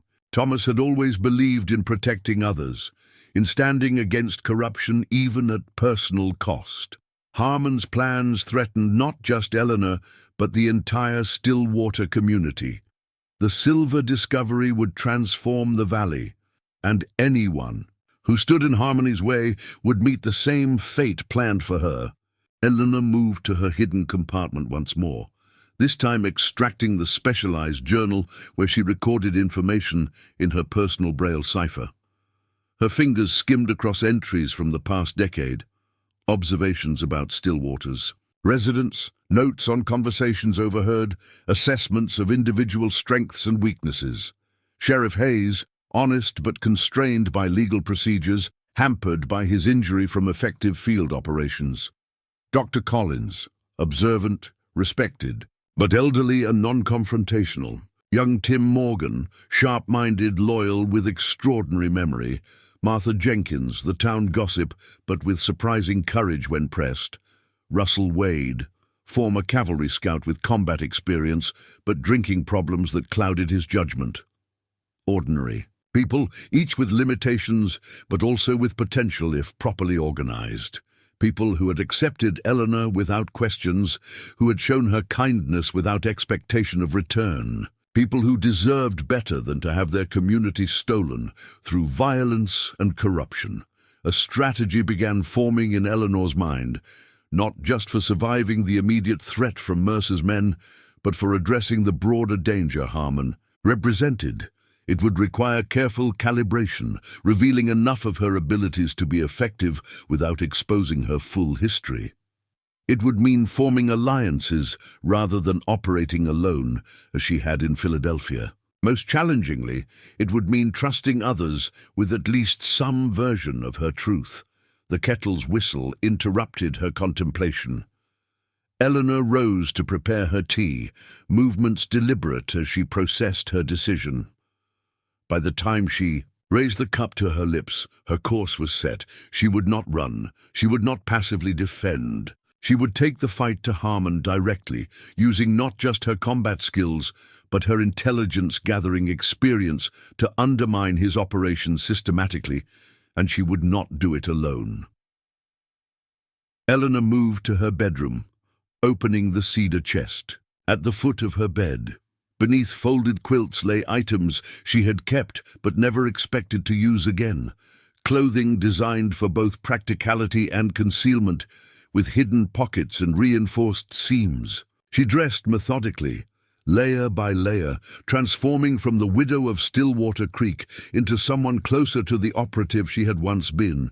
Each weapon was checked and secured in its designated place, throwing knives in specialized sheaths. At her wrists and ankles, wire garrots disguised as hair ribbons and belt ornaments.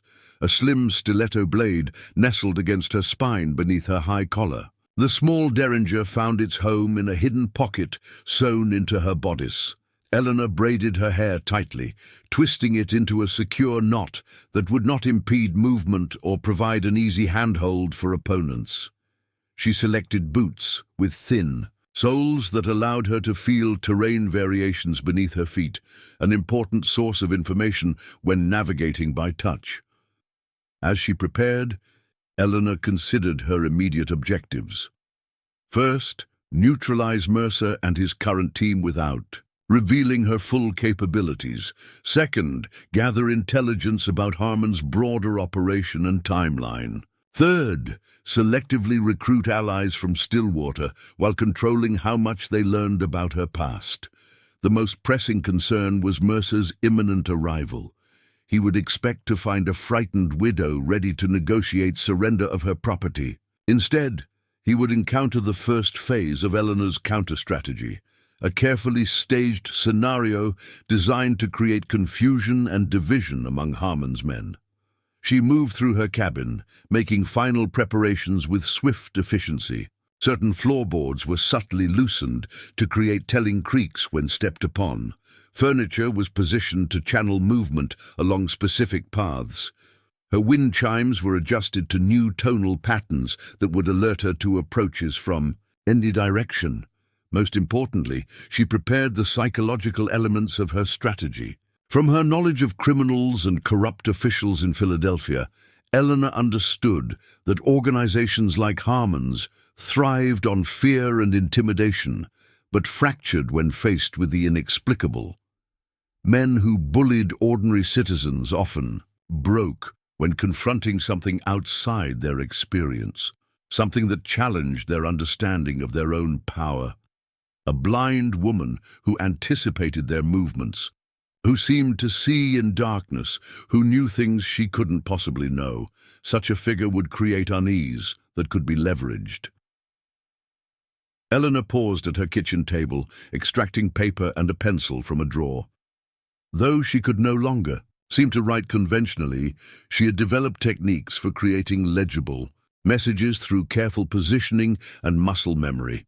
She wrote several short notes, each containing information specific to individual members of Mercer's team, details that would suggest uncanny knowledge of their pasts or private conversations. These notes would be planted strategically during the coming confrontation, designed to create confusion and mistrust among Harmon's men. Divide and conquer, an ancient strategy still effective in modern conflicts. As she completed these preparations, Eleanor's sensitive ears detected the approach of riders from the direction of town, multiple horses moving at a steady walk, approximately 10 minutes away, judging by the sound refraction through morning air. Mercer was returning with reinforcements, likely expecting to find a frightened woman ready to capitulate after a night of terror and isolation. Eleanor smiled faintly as she took her position in the rocking chair beside her cold heart. The teacup rested on the small table beside her, her hands folded placidly in her lap with no visible weapons.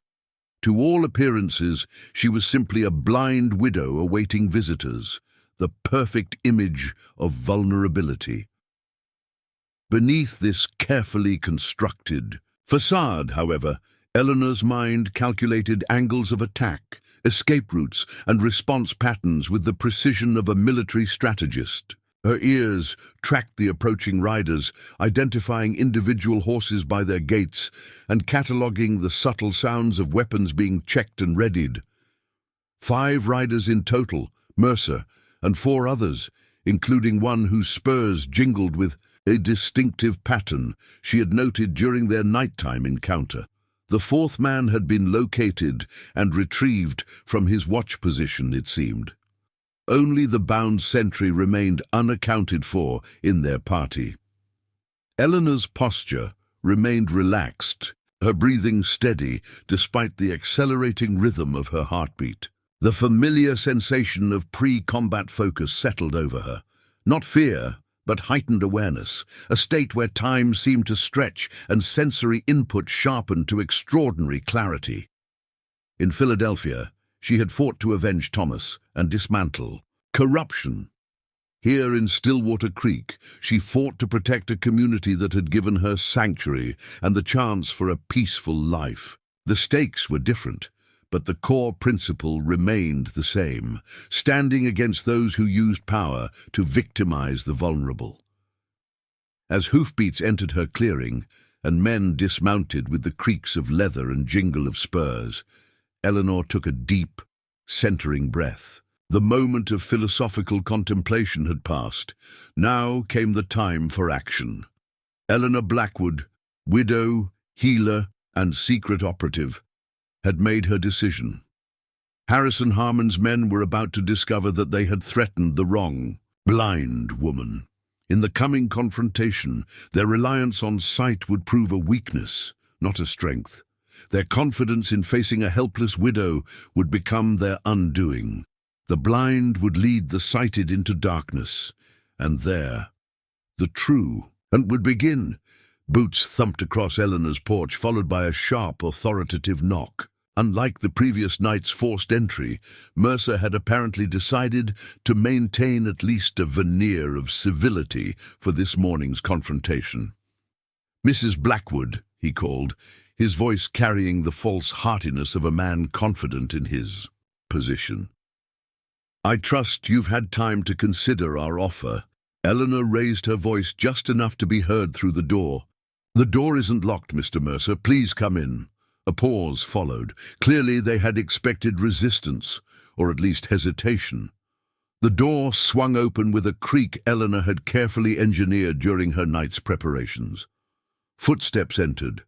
Mercer's distinctive stride accompanied by 2 others, while the remaining men presumably stayed outside as lookouts. "Good morning, gentlemen," Eleanor greeted them pleasantly from her chair. "I believe there are exactly 3 of you in my home now. Mr. Mercer near the door, Mr. Davis 3 steps behind him, and a 3rd gentleman whose name I haven't yet learned positioning himself near my kitchen entrance." Silence followed her precise identification. Eleanor allowed herself a small smile, knowing the effect her apparent awareness had created. She had just planted the first seed of unease. A blind woman who somehow knew not only their identities, but their exact positions without seeing them. "You have good ears, Mrs. Blackwood," Mercer recovered smoothly, though Eleanor detected the slight tightening in his voice. "Allow me to introduce my associate, Mr. Barrett. He handles the documentation for our transactions." Eleanor nodded in Barrett's direction. "A pleasure, I'm sure. Though I note he carries a Remington revolver in a shoulder holster. Unusual equipment for a simple clerk." Another weighted silence followed. Eleanor could practically feel the glances exchanged between the men, the unspoken questions about how she could possibly know such details. "You seem unusually observant for a woman with your condition," Mercer said finally, moving closer. His boot struck the precise floorboard Eleanor had prepared, producing a telltale creak that confirmed his position exactly 12 feet from her chair. "Blindness sharpens other senses, Mr. Mercer. Now shall we discuss your offer directly?" $5,000 for my property, to be accepted immediately or face escalating consequences. Eleanor kept her posture relaxed, hands folded in her lap. "That was the essence, I believe." Mercer settled into the chair opposite her, the leather of his gun belt creaking as he leaned forward. "You've summed it up adequately. Have you reached a decision? I have several questions first, Eleanor replied. For instance, does your employer, Mr. Harmon, intend to inform the territorial governor about the silver deposits he believes exist near my spring, or is that information being deliberately suppressed to avoid government mineral rights claims? The sharp intake of breath from Davis near the door was audible even to normal hearing. Barrett shifted his weight, hand moving subtly toward his concealed weapon. Mercer himself remained outwardly composed, though Eleanor detected the momentary pause in his breathing that betrayed his shock. I don't know what tales you've heard, Mrs. Blackwood, but our interest is strictly in water rights for the railroad, Mercer said, his tone hardening. Now, your answer regarding our offer? Eleanor tilted her head slightly, as if considering. It seems unusual that Mr. Jenkins, one of your associates currently watching my north clearing, would carry geological survey equipment if water was your only interest, or that your man Carter, the one I immobilized last night, would carry detailed notes about limestone formations typically associated with silver deposits. The atmosphere in the cabin transformed instantly. Barrett's gun cleared its holster with a soft metallic slide. Davis stepped fully into the room, hand resting on his weapon. What have you done with Carter? Mercer demanded, all pretense of civility abandoned. He's quite comfortable, I assure you, currently secured in a location approximately half a mile from here. Eleanor maintained her calm demeanor, despite the escalating tension. His documentation proved most illuminating, particularly the 4-day timeline for removing me from my property through increasingly violent means. Mercer stood abruptly, the chair scraping against the wooden floor. You're bluffing. A blind woman couldn't possibly have overcome Carter, much less interpreted written documents. Curious that your first objection involves my capabilities rather than denying the existence of such a timeline, Eleanor observed. As for Carter, he made the common mistake of underestimating what he couldn't understand. You're making the same error, Mr. Mercer. She rose slowly from her chair, maintaining an outward appearance of vulnerability while precisely calculating the positions of all 3 men from their breathing, the subtle creaks of floorboards, and the distinctive sounds of their movements. I have a counter-proposal, Eleanor said, moving toward her kitchen with unhurried steps. You will leave my property immediately. You will inform Mr. Harmon that the Stillwater Creek Valley is no longer available for his enterprises, and you will redirect your ambitions elsewhere, preferably somewhere uninhabited. A harsh laugh burst from Davis. Lady, you're either crazy or stupid. There's 3 armed men in your house right now, with 2 more outside. You can't see a damn thing, and you're giving orders? Eleanor paused at her kitchen table, her fingers finding a teacup with precise accuracy. I understand your confusion, Mr. Davis. Allow me to clarify the situation. In one fluid motion, Eleanor flicked her wrist, sending the teacup hurtling through the air. It shattered against the wall exactly 6 inches above Barrett's right shoulder, causing him to jerk backward in surprise. My aim was deliberately high. Mr. Barrett, Eleanor said mildly, the next projectile will be considerably more damaging and precisely targeted. Now, gentlemen, I suggest we continue our discussion with greater mutual respect. The stunned silence that followed was broken by Mercer's slow, deliberate footsteps as he approached Eleanor. She monitored his movement precisely, noting the subtle sound of his hand shifting toward his holstered weapon. That was an impressive trick, Mrs. Blackwood, he said, voice deceptively soft. But tricks won't save you from what's coming.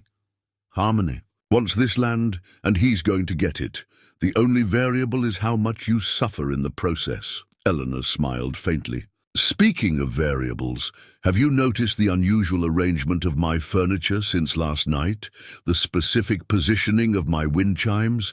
The slight alterations to my floorboards? Confusion colored Mercer's voice. What are you talking about? I'm describing the changes I've made to my home in anticipation of this conversation. You see, Mr. Mercer, when one loses their sight, They develop a heightened awareness of their environment. Every object becomes not just a thing, but a potential, a tool or weapon, depending on its application. To demonstrate, Eleanor reached up and brushed her fingers against a small wind chime hanging from her ceiling beam. The subtle motion sent it swinging in a precise arc, its wooden components striking together in a complex pattern that initiated a chain reaction. A counterweight shifted, releasing a cord that had been holding a suspended shelf in delicate balance. See, the shelf tilted abruptly, sending a collection of ceramic containers crashing to the floor directly between Davis and the door. As they shattered, a thick cloud of mixed powders erupted into the air, a combination of flour, cayenne, and finely ground mustard seed that immediately filled that section of the cabin with an eye-watering, respiratory, irritating haze. Davis's reaction was immediate and violent, coughing, cursing, and stumbling blindly as the mixture affected his eyes and breathing. The confusion created exactly the distraction Eleanor had anticipated. She moved with sudden, fluid grace that belied her previous appearance of vulnerability. 3 swift steps took her past Mercer, who was momentarily distracted by the commotion. Her hand shot out, fingers finding and depressing the precise nerve cluster at the base of his neck, a pressure point technique she had mastered during her training with Hawk. Mercer gasped, his arm going temporarily numb, the revolver he'd been drawing clattering to the floor. Eleanor kicked it aside with perfect accuracy, sending it sliding beneath a cabinet. Barrett recovered quickest, raising his Remington with a shout of alarm. Eleanor had already calculated his position and trajectory. She dropped to one knee as his first shot splintered the wood where she had stood a moment before. Her hand found a small river stone in her pocket, one of several she had strategically placed throughout her clothing. With a precise, practiced motion, Eleanor threw the stone.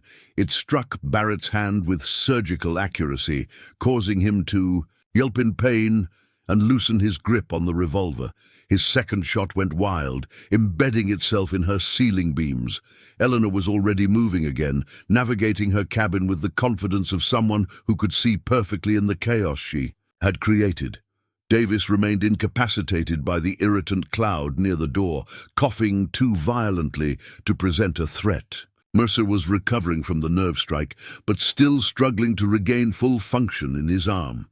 Barrett represented the immediate danger. He still had his weapon and was adjusting his aim for another shot despite his injured hand. Eleanor closed the distance between them with 3 precise steps, timing her movement to coincide with his trigger pull. As she anticipated, his shot missed as she changed position. Before he could recover, Eleanor struck, not with a weapon, but with targeted precision. Her fingers found the vulnerable nerve cluster in his wrist, applying exactly the pressure needed to cause his hand to spasm involuntarily. The revolver dropped from nerveless fingers. In the span of perhaps 15 seconds, Eleanor had neutralized 3 armed men without drawing a single weapon of her own. The carefully orchestrated chaos of her cabin, the powder cloud, the strategic positioning of furniture, the precise knowledge of her environment, had turned what should have been an overwhelming disadvantage into a perfect tactical scenario for her unique abilities. Outside, the 2 remaining men were shouting questions, alarmed by the gunshots. Eleanor knew she had perhaps moments before they burst in, potentially changing the dynamics of the confrontation. "Mr. Mercer," she said calmly, returning to her previous position near the kitchen table, as if nothing extraordinary had occurred. "I hope this demonstration clarifies my position. I am not defenseless, I am not frightened, and I am not leaving my home." Mercer straightened slowly, massaging his arm as sensation returned painfully. His voice, when it finally came, carried a new note, not fear exactly, but wary reassessment. "Who the hell are you, lady?" "Simply a widow who values her privacy and her property," Eleanor replied. Now, shall we renegotiate the terms of your departure, or would you prefer another demonstration? The front door burst open as the two men from outside rushed in, guns drawn. They hesitated at the bizarre scene that greeted them. Davis on his knees, still coughing from the powder cloud. Barrett nursing his wrist, his weapon on the floor, and Mercer standing unnaturally still, staring at the blind woman as if seeing her for the first time. "Boss?" one of them questioned uncertainty. Mercer raised his good hand slightly. "Hold position, Jenkins." His eyes never left Eleanor as he spoke again, his tone measured. "Mrs. Blackwood seems to have skills we didn't anticipate." Eleanor smiled. "An understatement, but accurate. Your men outside, Jenkins and, if I'm not mistaken, Rollins, should lower their weapons before accidents occur. The trajectory of a bullet is easily predicted in an enclosed space with known dimensions. Ricochets, however, become problematic." Jenkins looked to Mercer for guidance, clearly unnerved by a blind woman calling him by name and describing his position without seeing him. "Do as she says," Mercer ordered quietly. "For now." The tension in the room remained palpable as the men lowered their weapons cautiously. Eleanor maintained her position, presenting the appearance of calm confidence, while remaining acutely aware of each man's location and potential movements. "You have choices before you, gentlemen," she said. "The simplest is to leave my property immediately and inform Mr. Harmon that his plans for Stillwater Creek require reconsideration. The more complicated path involves further conflict, which I assure you would not end favorably for any of you. You can't seriously expect Harmon to just walk away from a silver strike because one woman got lucky against his advance team," Mercer said, his composure returning despite the shock of the last few minutes. "Not luck, Mr. Mercer. Preparation." Eleanor's voice hardened slightly. "As for Mr. Harmon, he operates on calculation of risk versus reward. When you report what happened here, the ease with which his armed men were neutralized by a single blind woman, the risk assessment will shift considerably." Eleanor moved to her rocking chair and seated herself with deliberate calm.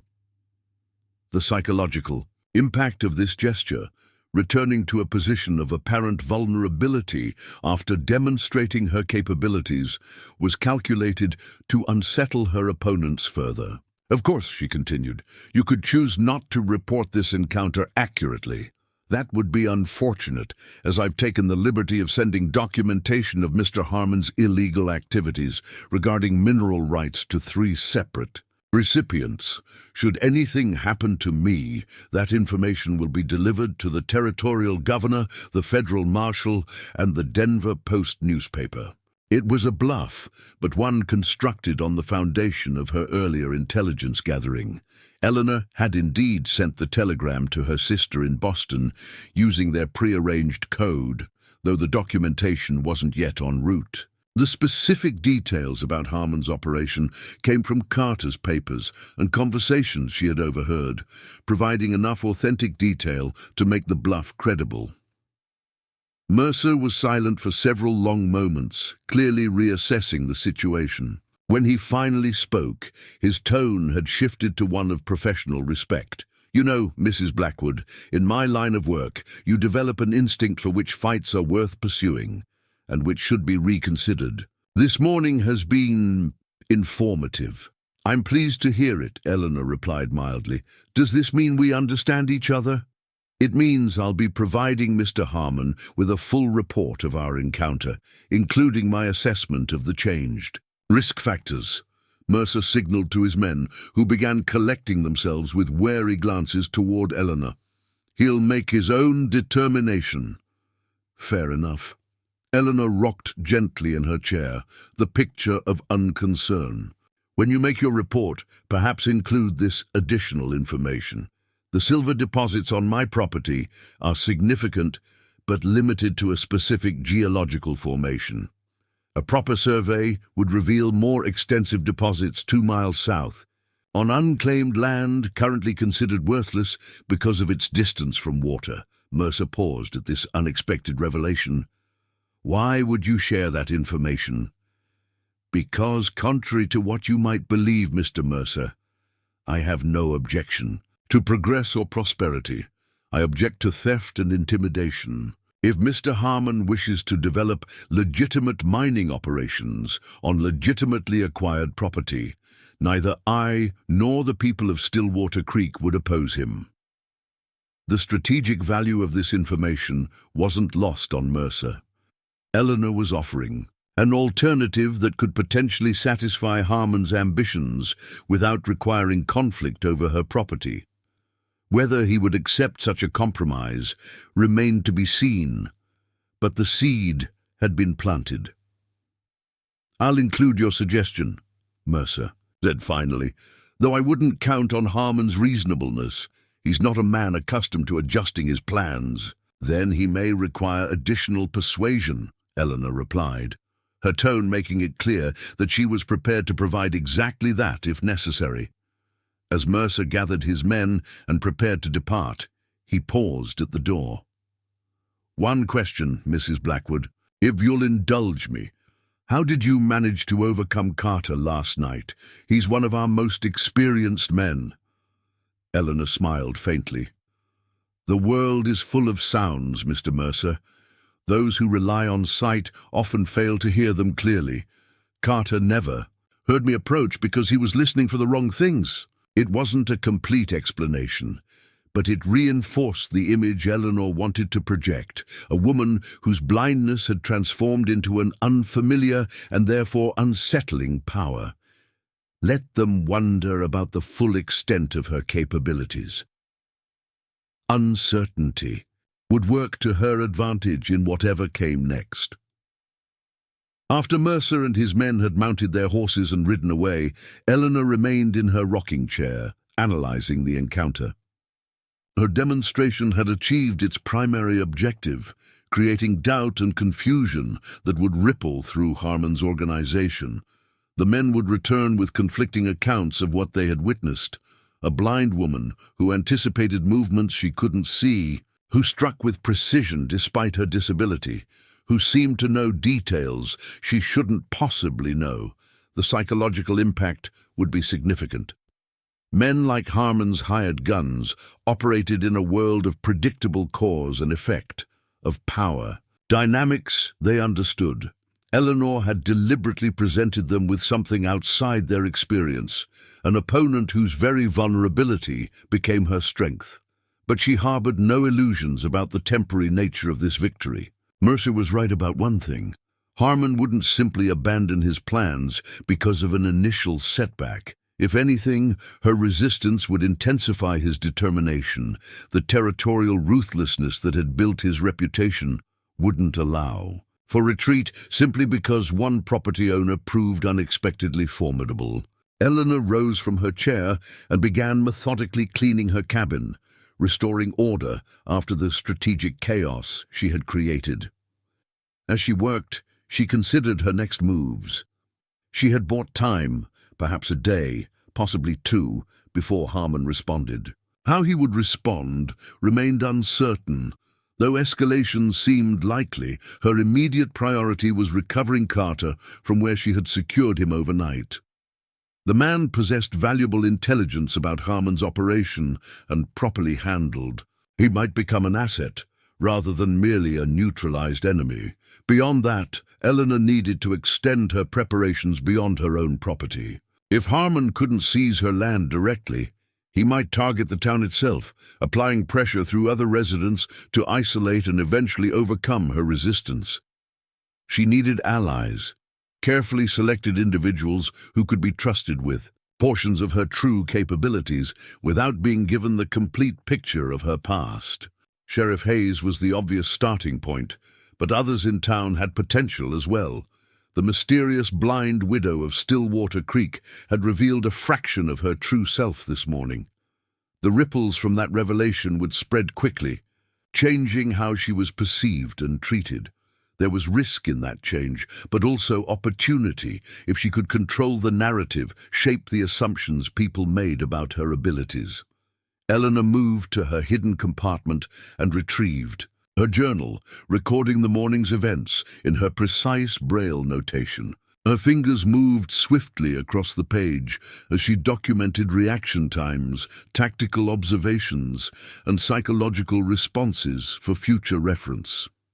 The first test of her capabilities against Harmon's men had been successful, but it represented merely the opening move in what promised to be a complex and dangerous game. Harmon would adapt, sending different men with different approaches.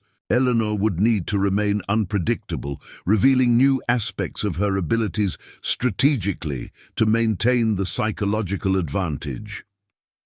As she completed her journal entry, a familiar set of hoofbeats approached her cabin at a rapid pace. Sheriff Hayes's horse Thunder, being pushed harder than usual, judging by the rhythm. News traveled fast in small communities, it seemed. Someone in town had apparently observed Mercer's men returning earlier than expected and reported it to the sheriff. Eleanor closed her journal and returned it to its hiding place.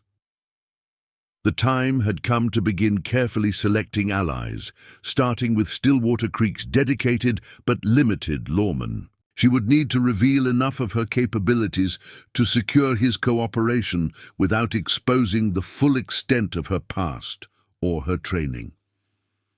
A measured partial truth, like her demonstration against Mercer's men, it would serve her tactical purposes, while preserving the mysteries that gave her advantage.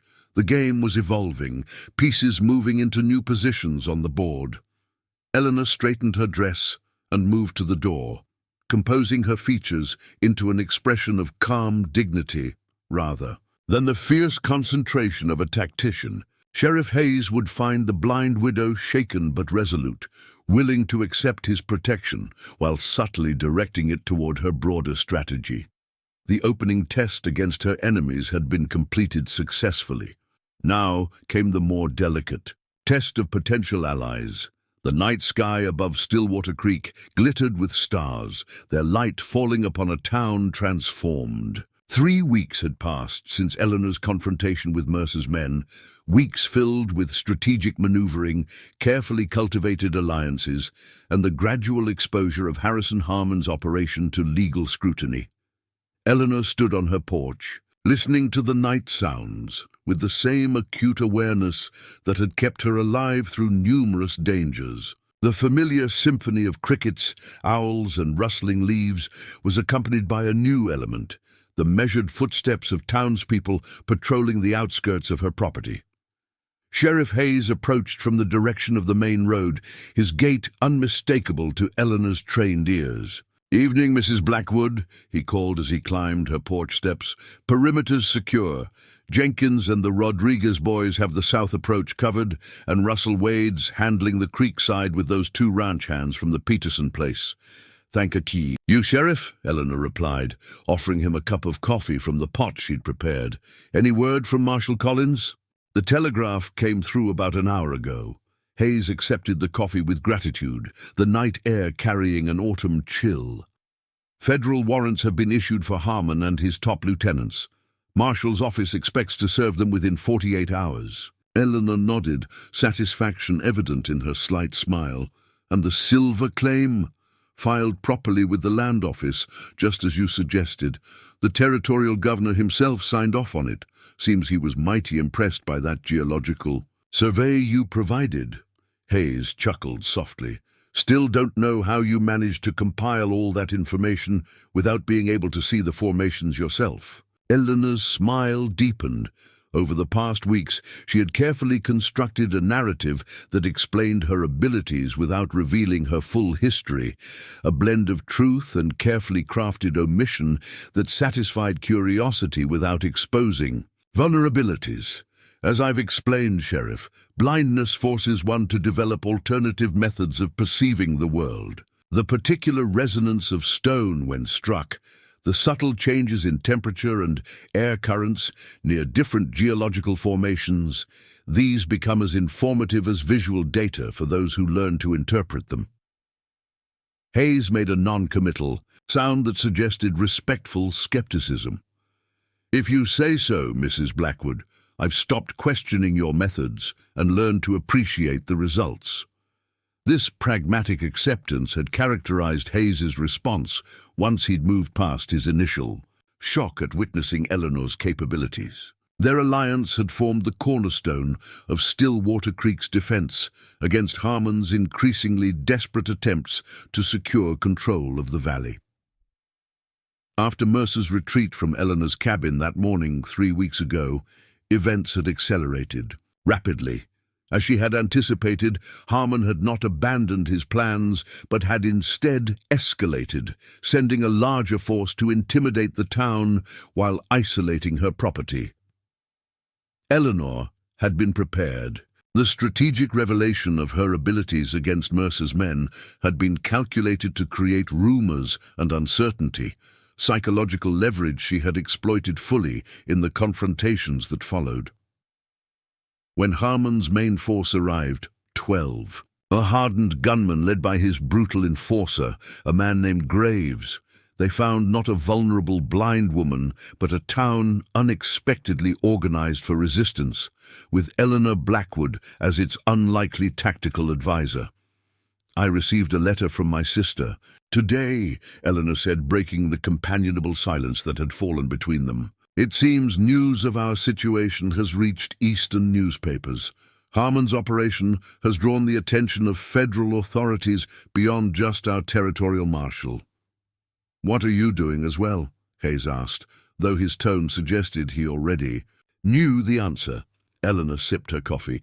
"Corruption thrives in darkness, Sheriff. I merely helped direct light toward activities that couldn't bear such exposure." The letter had actually come from Marshal Donovan, her former contact in the federal service, responding to the coded message she had sent through her sister. The government had been tracking Harmon's activities for months, suspecting his involvement in everything from land fraud to murder.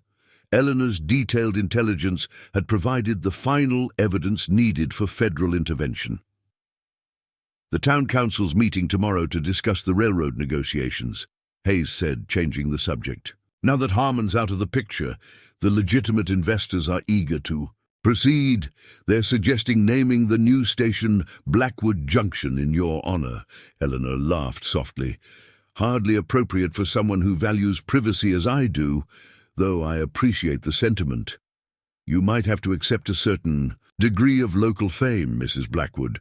People don't quickly forget watching a blind woman disarm 2 gunmen simultaneously, especially when she does it with nothing but hairpins and riverstones."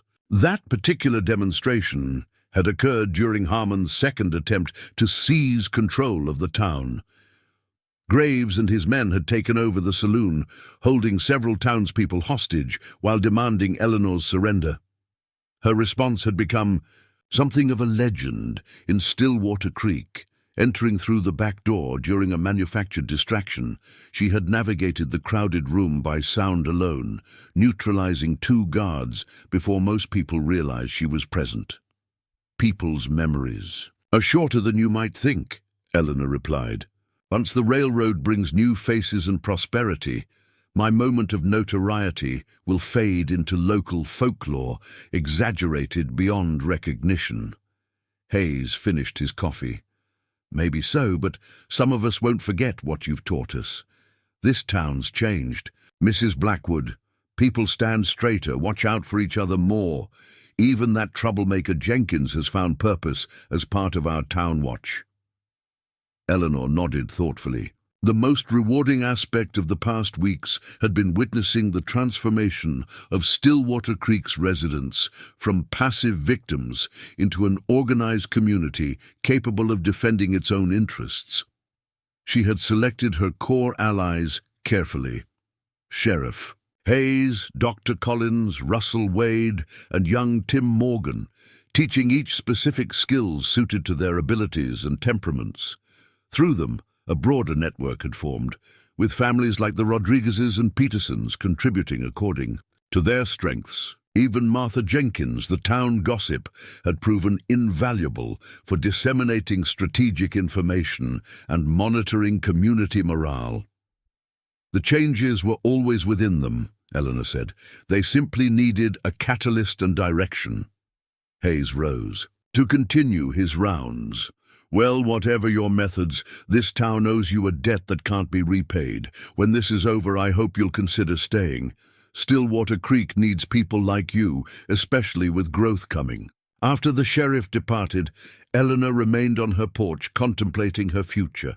Throughout the conflict with Harmon, she had operated on the assumption that her peaceful anonymity was irretrievably lost, that once the crisis passed, she would need to move on, establish a new identity elsewhere.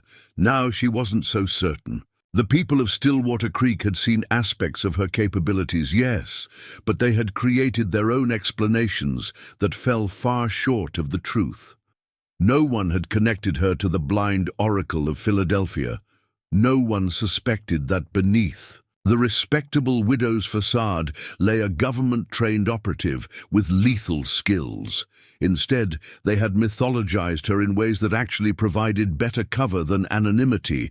The mysterious blind woman with uncanny senses, the healer with almost supernatural awareness of her surroundings. Such local legends could provide effective camouflage for the more mundane truth of specialized training and years of experience. Eleanor's reflections were interrupted by the distinctive sound of young Tim Morgan's rapid footsteps approaching. Through the darkness, "Mrs. Blackwood," Tim called, slightly out of breath from running. "Message from Mr. Wade. Riders spotted coming from the east, not Harmon's men. They're wearing federal badges." Eleanor's raised eyebrows were her only show of surprise. "The marshal's men are early. Please inform Sheriff Hayes immediately, then alert our watchers to stand down. We don't want any unfortunate misunderstandings when federal authorities arrive." As Tim dashed off to deliver her instructions, Eleanor returned inside to prepare for unexpected visitors. Her hands moved swiftly, securing certain items that might raise uncomfortable questions while ensuring other evidence of Harmon's illegal activities remained accessible for the arriving lawman. The federal intervention had been part of her strategy, but its accelerated timeline suggested factors beyond her knowledge. Perhaps Harmon's operation had wider implications than even she had uncovered, or maybe other forces had aligned against him simultaneously. 30 minutes later, hooves thundered into her clearing as a group of riders approached. Eleanor stepped onto her porch to greet them, presenting the dignified image of a respectable widow despite the late hour. "Mrs. Eleanor Blackwood," a deep voice called from the lead rider. "I am she," Eleanor replied calmly. "Federal Marshal James Taggart, ma'am. I understand you've had some trouble with Harrison Harmon's organization." Eleanor smiled faintly. "Some disagreements regarding property rights, Marshal. Nothing that would warrant a midnight ride from federal authorities." The Marshal dismounted, boots crunching on the gravel of her path. "May we speak inside, Mrs. Blackwood? There are matters beyond local property disputes that require discussion." Eleanor gestured toward her door. "Of course. Coffee is fresh if you and your men care for some." Once inside, with his deputies stationed outside at his instruction, Marshal Taggart revealed the true purpose of his unexpected arrival. "Mrs. Blackwood, I'll be direct. My office received communication from a former federal marshal named Samuel Donovan regarding your situation here. He suggested your involvement might extend beyond that of an ordinary citizen defending her property." Eleanor's expression remained neutral, though her mind raced through contingencies. Donovan's intervention was unexpected and potentially problematic, depending on how much he had revealed about her past. "Marshal Donovan is mistaken if he suggested I'm anything other than a widow who values her independence," she replied carefully. Taggart's voice carried a note of professional respect as he continued. "Ma'am, the intelligence we've received about Harmon's operation matches almost exactly with reports you provided to your local sheriff. The level of detail suggests capabilities beyond those of an ordinary civilian, regardless of how extraordinary their other senses might be." Eleanor remained silent, waiting. "I'm not here to expose any secrets from your past, Mrs. Blackwood. Quite the opposite." Taggart lowered his voice, though they were alone in the cabin. Harmon's organization is connected to a larger network of corruption that extends into territorial government and possibly beyond. Your actions here, whatever their motivation, have provided an opening we've been seeking for nearly 2 years. Understanding dawned. Taggart wasn't seeking to compromise her cover. He was offering a tacit alliance, government to former operatives, without explicitly acknowledging her history. "I'm merely a concerned citizen, Marshal," Eleanor said, maintaining the necessary conviction. "But I'm certainly willing to assist legitimate authorities in whatever capacity I can." "Of course," Taggart agreed, the subtle inflection in his voice conveying his understanding of the game they were playing. "We'll need statements regarding Harmon's threats against your property and documentation of any illegal activities you may have observed." The conversation continued in this vein, Taggart carefully avoiding direct references to Eleanor's past, while making it clear he understood she was more than she appeared. It was a professional courtesy from one government asset to another, providing her the option of maintaining her cover in Stillwater Creek while contributing to the larger operation against Harmon's network. By the time the marshal departed an hour later, arrangements had been made for Eleanor to provide testimony and evidence against Harmon in ways that would protect her local standing. In return, federal authorities would ensure that investigation into her background remained strictly limited. As dawn approached, Eleanor sat at her kitchen table, fingers tracing the embossed braille of her personal journal as she contemplated this unexpected turn of events.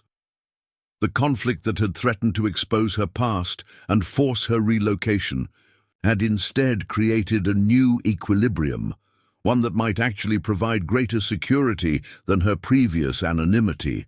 The people of Stillwater Creek had witnessed her abilities, but interpreted them through the lens of their own understanding, a blind woman with extraordinary senses rather than a trained operative with specialized skills.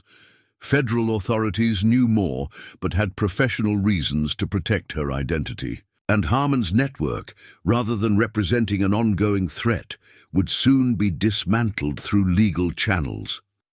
For the first time since Thomas's death, Eleanor considered the possibility of true permanence, not just a temporary haven, but a home where she might belong despite, or perhaps because of, her differences.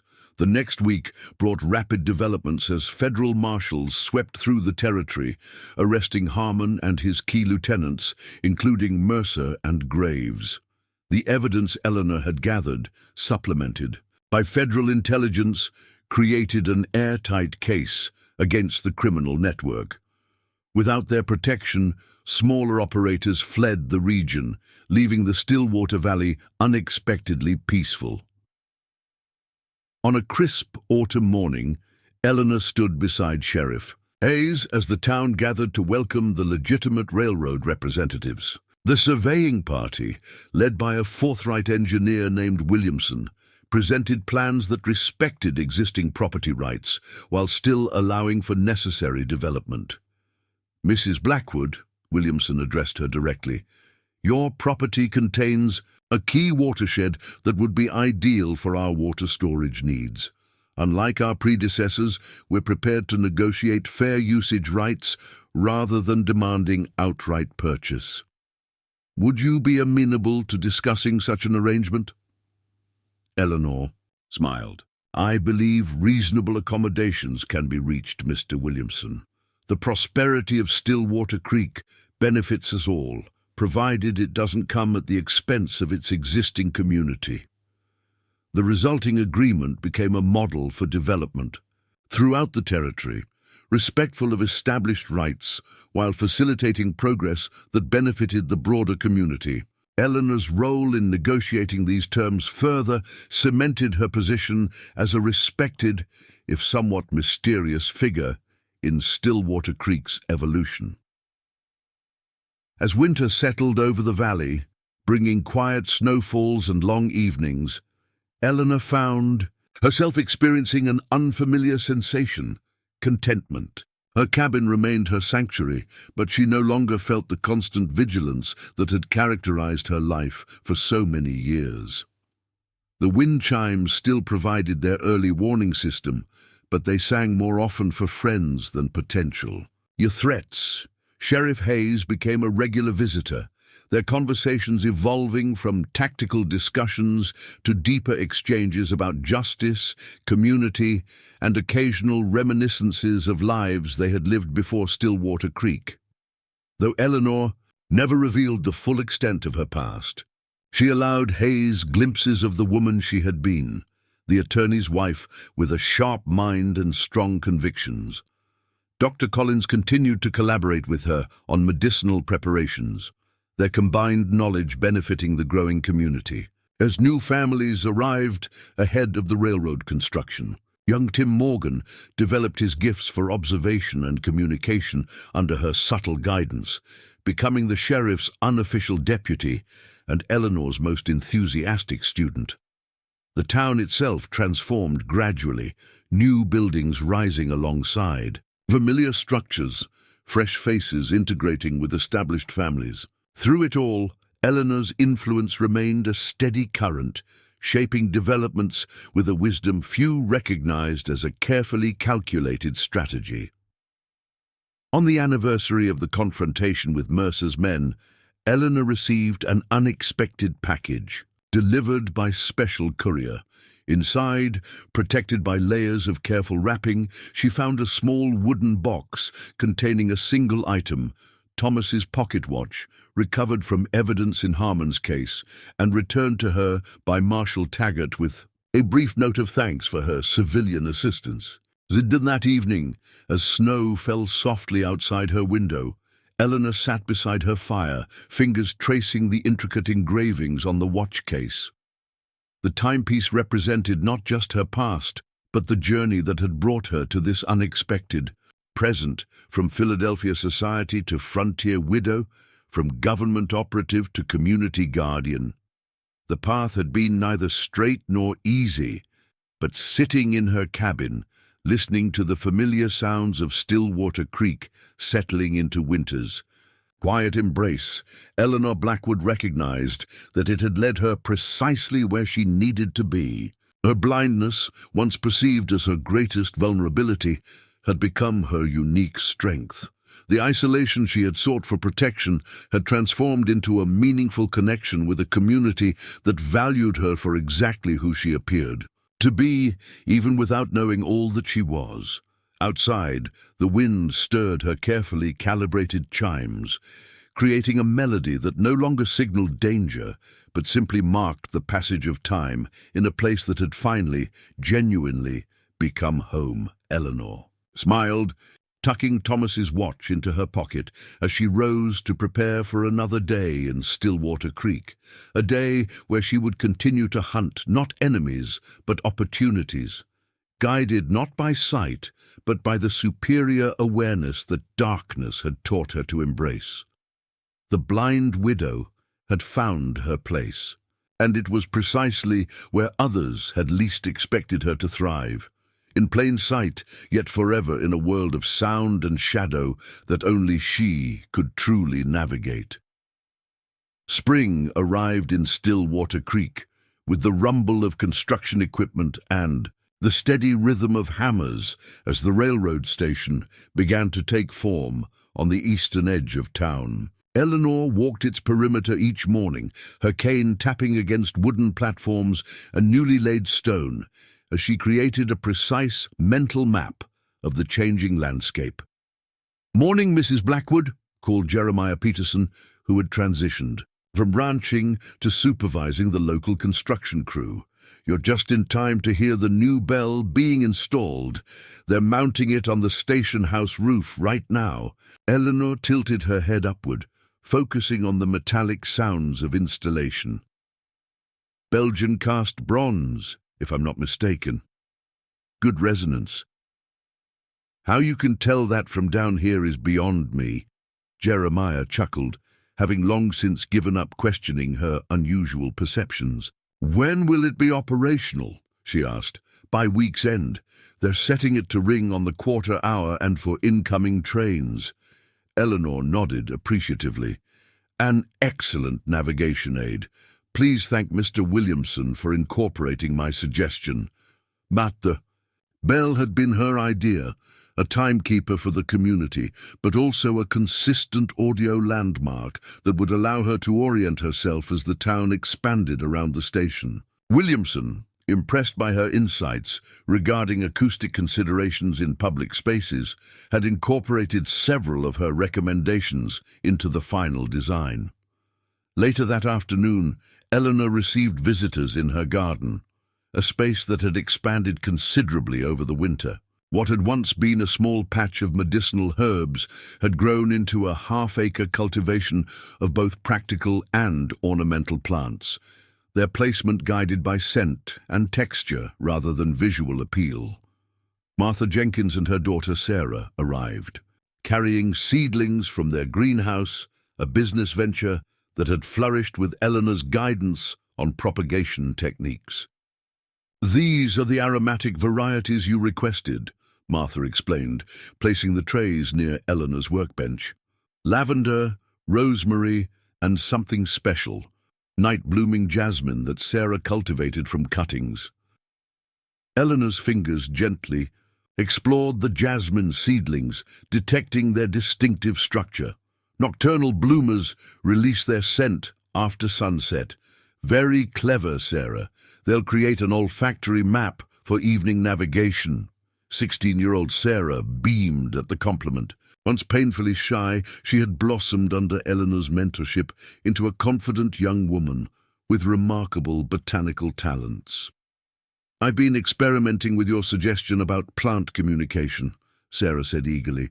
"The way certain species respond to sound vibrations. I've started documenting the growth rates of specimens exposed to different tones." Eleanor smiled.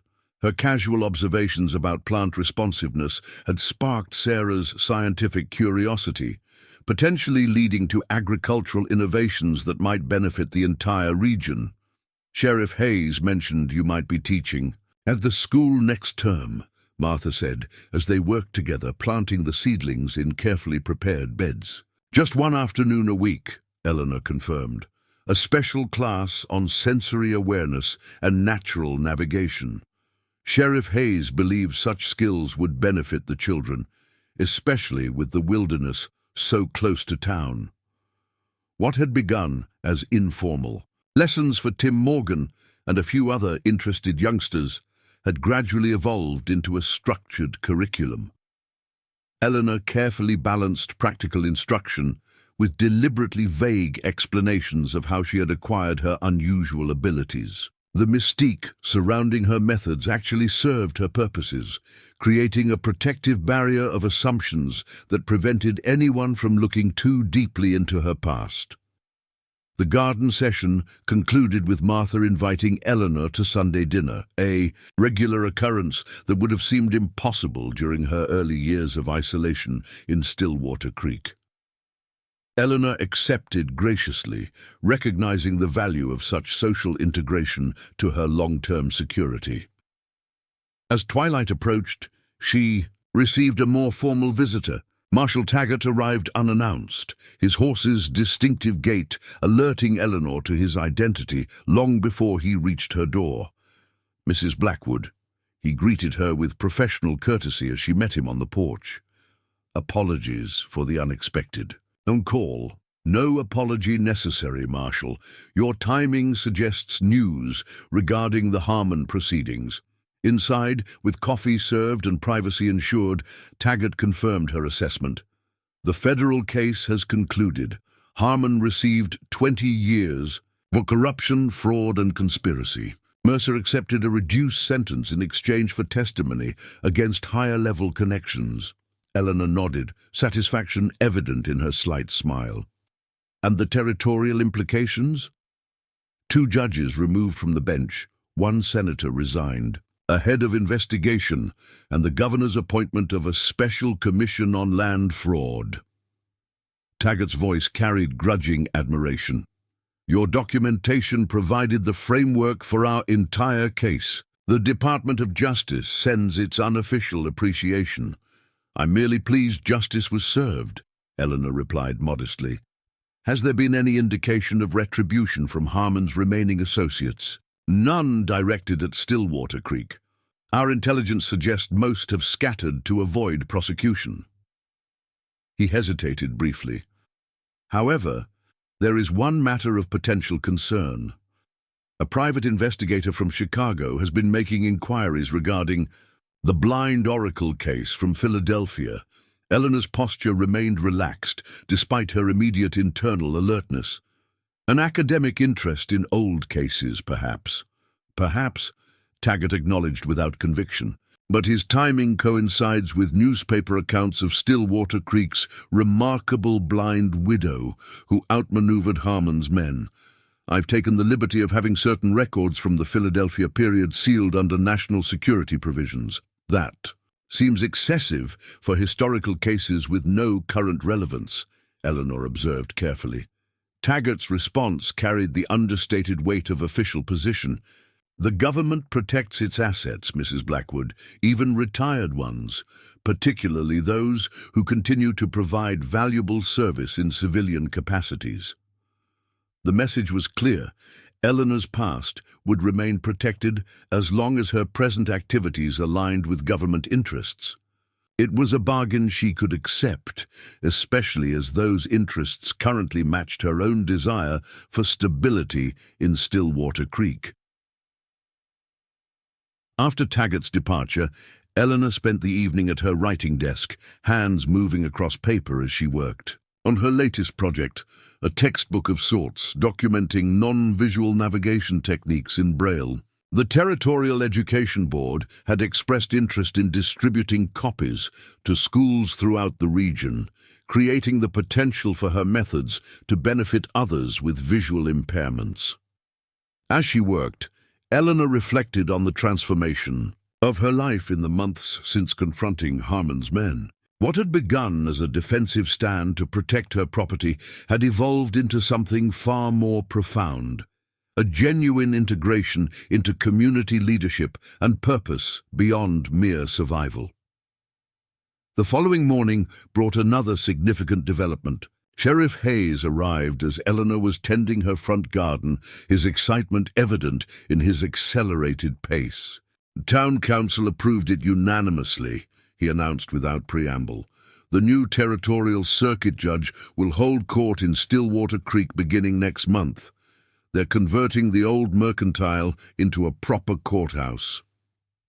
Eleanor straightened, brushing soil from her hands. That was faster than anticipated. Judge Wheeler accepted the appointment? Not Wheeler. They've appointed Rebecca Sullivan from Denver. Hayes couldn't contain his enthusiasm. First female circuit judge in the territory, and she specifically requested Stillwater Creek as her primary jurisdiction. Eleanor's eyebrows rose slightly. Fascinating choice. Her reputation precedes her. Judge Sullivan was known throughout the territory for her uncompromising stance on corruption and her innovative approaches to justice in frontier communities. Her selection suggested Stillwater Creek was being positioned as a model for governance as well as development. She cited our community response to the Harmon situation as evidence of civic maturity warranting judicial investment, Hayes quoted proudly. The council's named you to the welcoming committee, if you're willing. Eleanor smiled. I would be honored, though I imagine Judge Sullivan might find it unusual to be welcomed by a blind woman. From what I've heard, she appreciates the unusual, Hayes replied. Besides, half the improvements we've made to town accessibility came from your suggestions. The tactile markers at street crossings, audible signals at the stagecoach station. All innovations other towns are starting to copy. These municipal accommodations had begun as personal navigational aids for Eleanor, but had evolved into community-wide improvements that benefited elderly residents, children, and visitors navigating unfamiliar terrain.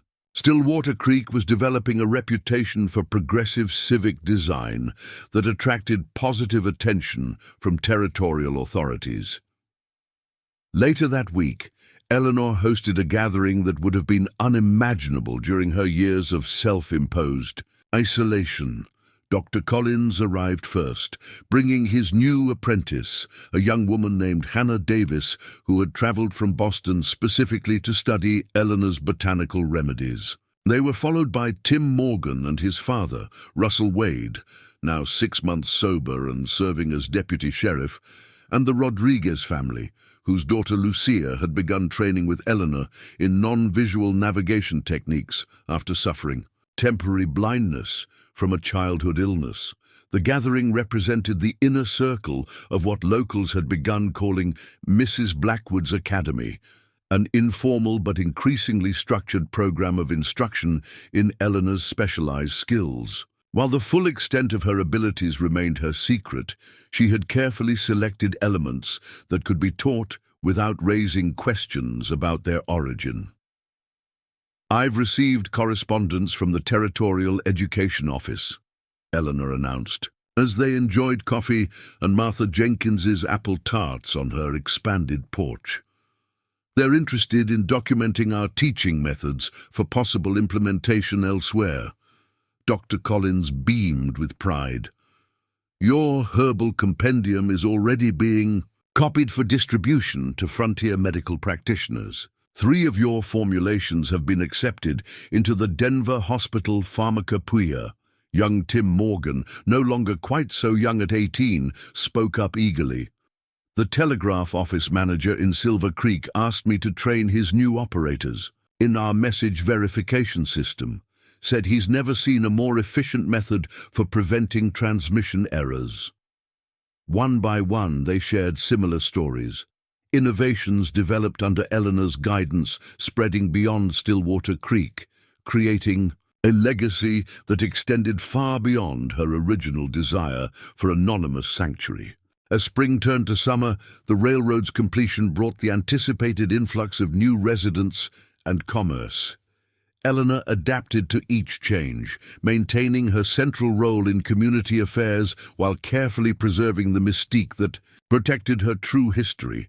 Judge Sullivan proved to be an unexpected ally in this balance. During their first private meeting, the judge had studied Eleanor with the penetrating insight developed through years of evaluating witness testimony. "Mrs. Blackwood," she had said with deliberate precision, "I've reviewed the complete record of the Harmon case, including certain sealed portions made available to me through judicial privilege." Eleanor had maintained her composed expression, waiting. "My assessment," Sullivan continued, "is that Stillwater Creek benefits tremendously from certain mysteries remaining unexplored. Legal precedent supports the principle that justice can be advanced without unnecessarily exposing its most effective instruments." It was as close to explicit acknowledgement of Eleanor's past as anyone had come, coupled with clear assurance of discretion. Judge Sullivan, it seemed, recognized the value of having someone with Eleanor's unique capabilities embedded within the community she oversaw. Their professional relationship developed into one of mutual respect and occasional collaboration on cases requiring Sullivan's legal authority and Eleanor's unconventional investigative talents. When a series of sophisticated land fraud attempts targeted newly arrived settlers, the judge quietly consulted Eleanor, whose analysis of documentation patterns revealed connections to former Harmon associates operating from Wyoming territory. By late summer, as the first train officially arrived in Stillwater Creek amid community celebration, Eleanor found herself at a crossroads of personal decision. Her sister Margaret, responding to regular correspondence, had extended an invitation to return east for an extended visit. The implication was clear. With Harmon's network dismantled and her immediate safety secured, Eleanor could potentially resume aspects of her former life. For 3 days, She contemplated this possibility, walking familiar paths and cataloguing the sensory landscape that had become her home. On the third morning, she composed her response, declining Margaret's invitation while extending her own invitation for Margaret to visit Stillwater Creek instead. "My work here remains unfinished," she wrote in her precise braille, which Margaret had learned to read in their years of separation.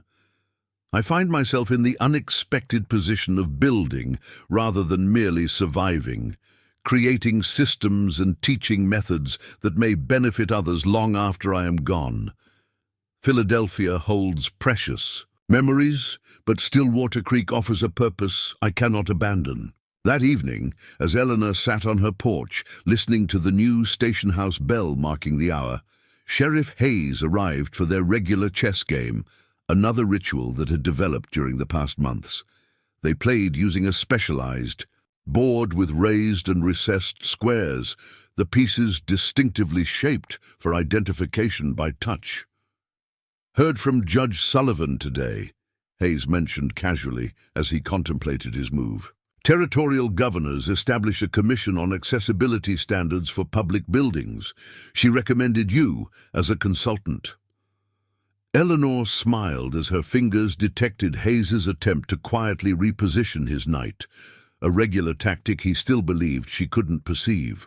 "An interesting opportunity, though I wonder how the bureaucrats in Denver will respond to recommendations from a blind woman." "Same way we all did, I expect," Hayes replied, abandoning his attempted cheating with a self-deprecating chuckle.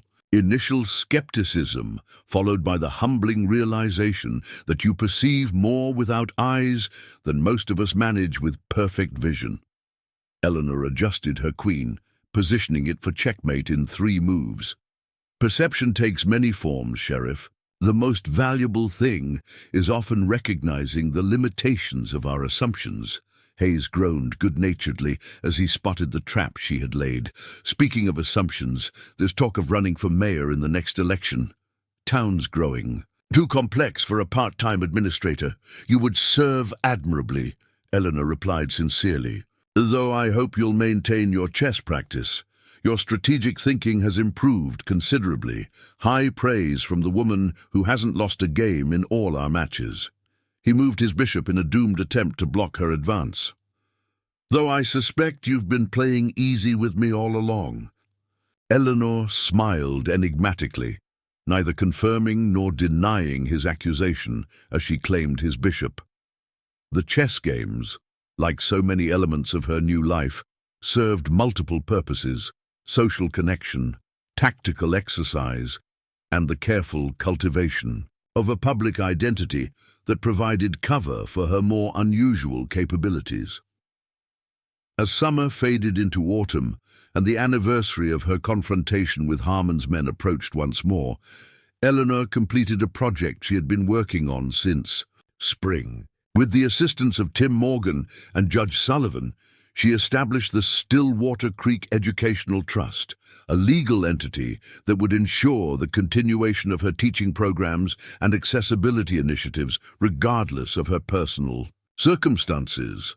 The Trust's founding document, carefully worded by Sullivan to protect Eleanor's privacy while securing her legacy, established principles rather than specifics: the value of non-visual navigation techniques, the importance of accessible public spaces, and the integration of frontier survival skills with formal education. "This ensures your work continues for generations," Sullivan observed as they finalized the paperwork in Eleanor's cabin. "Though I hope you'll remain its primary administrator for many years to come." Eleanor's fingers traced the embossed seal on the completed documents. "Life offers few certainties, Judge Sullivan. The wisdom of preparation is one lesson my blindness taught me early." The trust represented Eleanor's final acceptance of Stillwater Creek as her permanent home rather than a temporary sanctuary. By institutionalizing aspects of her knowledge within community structures, she created both purpose and protection, her value to the town becoming so integrated into its identity that questioning her background became increasingly irrelevant. On the precise anniversary of Mercer's first visit to her cabin, Eleanor spent the evening alone, her rocking chair positioned on the porch as a waxing moon illuminated the expanded clearing around her property. The railroad's whistle sounded in the distance, marking the evening departure toward Denver. The sound no longer represented threat or unwelcome change, but simply the rhythms of a community in healthy evolution. Eleanor's fingers found Thomas's watch in her pocket, its familiar weight a connection to her past that no longer dominated her present. Sheriff Hayes had asked her once, during one of their chess matches, whether she ever regretted the path that had brought her to Stillwater Creek, the loss of sight, the violence she had experienced, the necessity of reinvention. Regret serves little purpose, she had told him. Each limitation becomes an opportunity when approached with appropriate perspective. As night deepened around her cabin, Eleanor listened to the symphony of sounds that constituted her world. The wind chimes she had calibrated to warn of approaching visitors, the distant murmur of town activity gradually settling into evening. Quiet, the natural chorus of nocturnal creatures reclaiming their territory. Each sound represented security rather than threat, familiarity rather than uncertainty. The blind widow had not merely survived. She had constructed a life of meaning, purpose, and genuine connection. Her darkness had become not limitation, but specialized knowledge, not vulnerability, but unique strength. Eleanor Blackwood rose from her rocking chair and moved with confident steps into her cabin, navigating by memory and sound through the home that had evolved from hideaway to headquarters for her expanding influence. Tomorrow would bring new challenges. Judge Sullivan's commission, the expanded school program, the continuing integration of newcomers into the community's protective embrace. She welcomed these responsibilities not as burdens, but as affirmations. The unexpected legacy of her confrontation with Harmon's men had been the discovery that her greatest strength lay not in fighting alone in darkness, but in teaching others to find their own path through it. In the world of sound and shadow that had become her domain, Eleanor had found not just survival, but triumph, the quiet victory of creating permanence where she had expected only temporary refuge, of building community where she had sought isolation. The blind widow had become the seeing heart of Stillwater Creek, her perception extending beyond herself to encompass and elevate an entire community. It was an outcome neither she nor Harmon's men could have anticipated on that fateful night when they threatened a blind woman, unaware she could hunt better by sound than they ever would by sight. Up next, you've got 2 more standout stories right on your screen. If this one hits the mark, you won't want to pass these up. Just click and check them out. And don't forget to subscribe and turn on the notification bell so you don't miss any upload from us.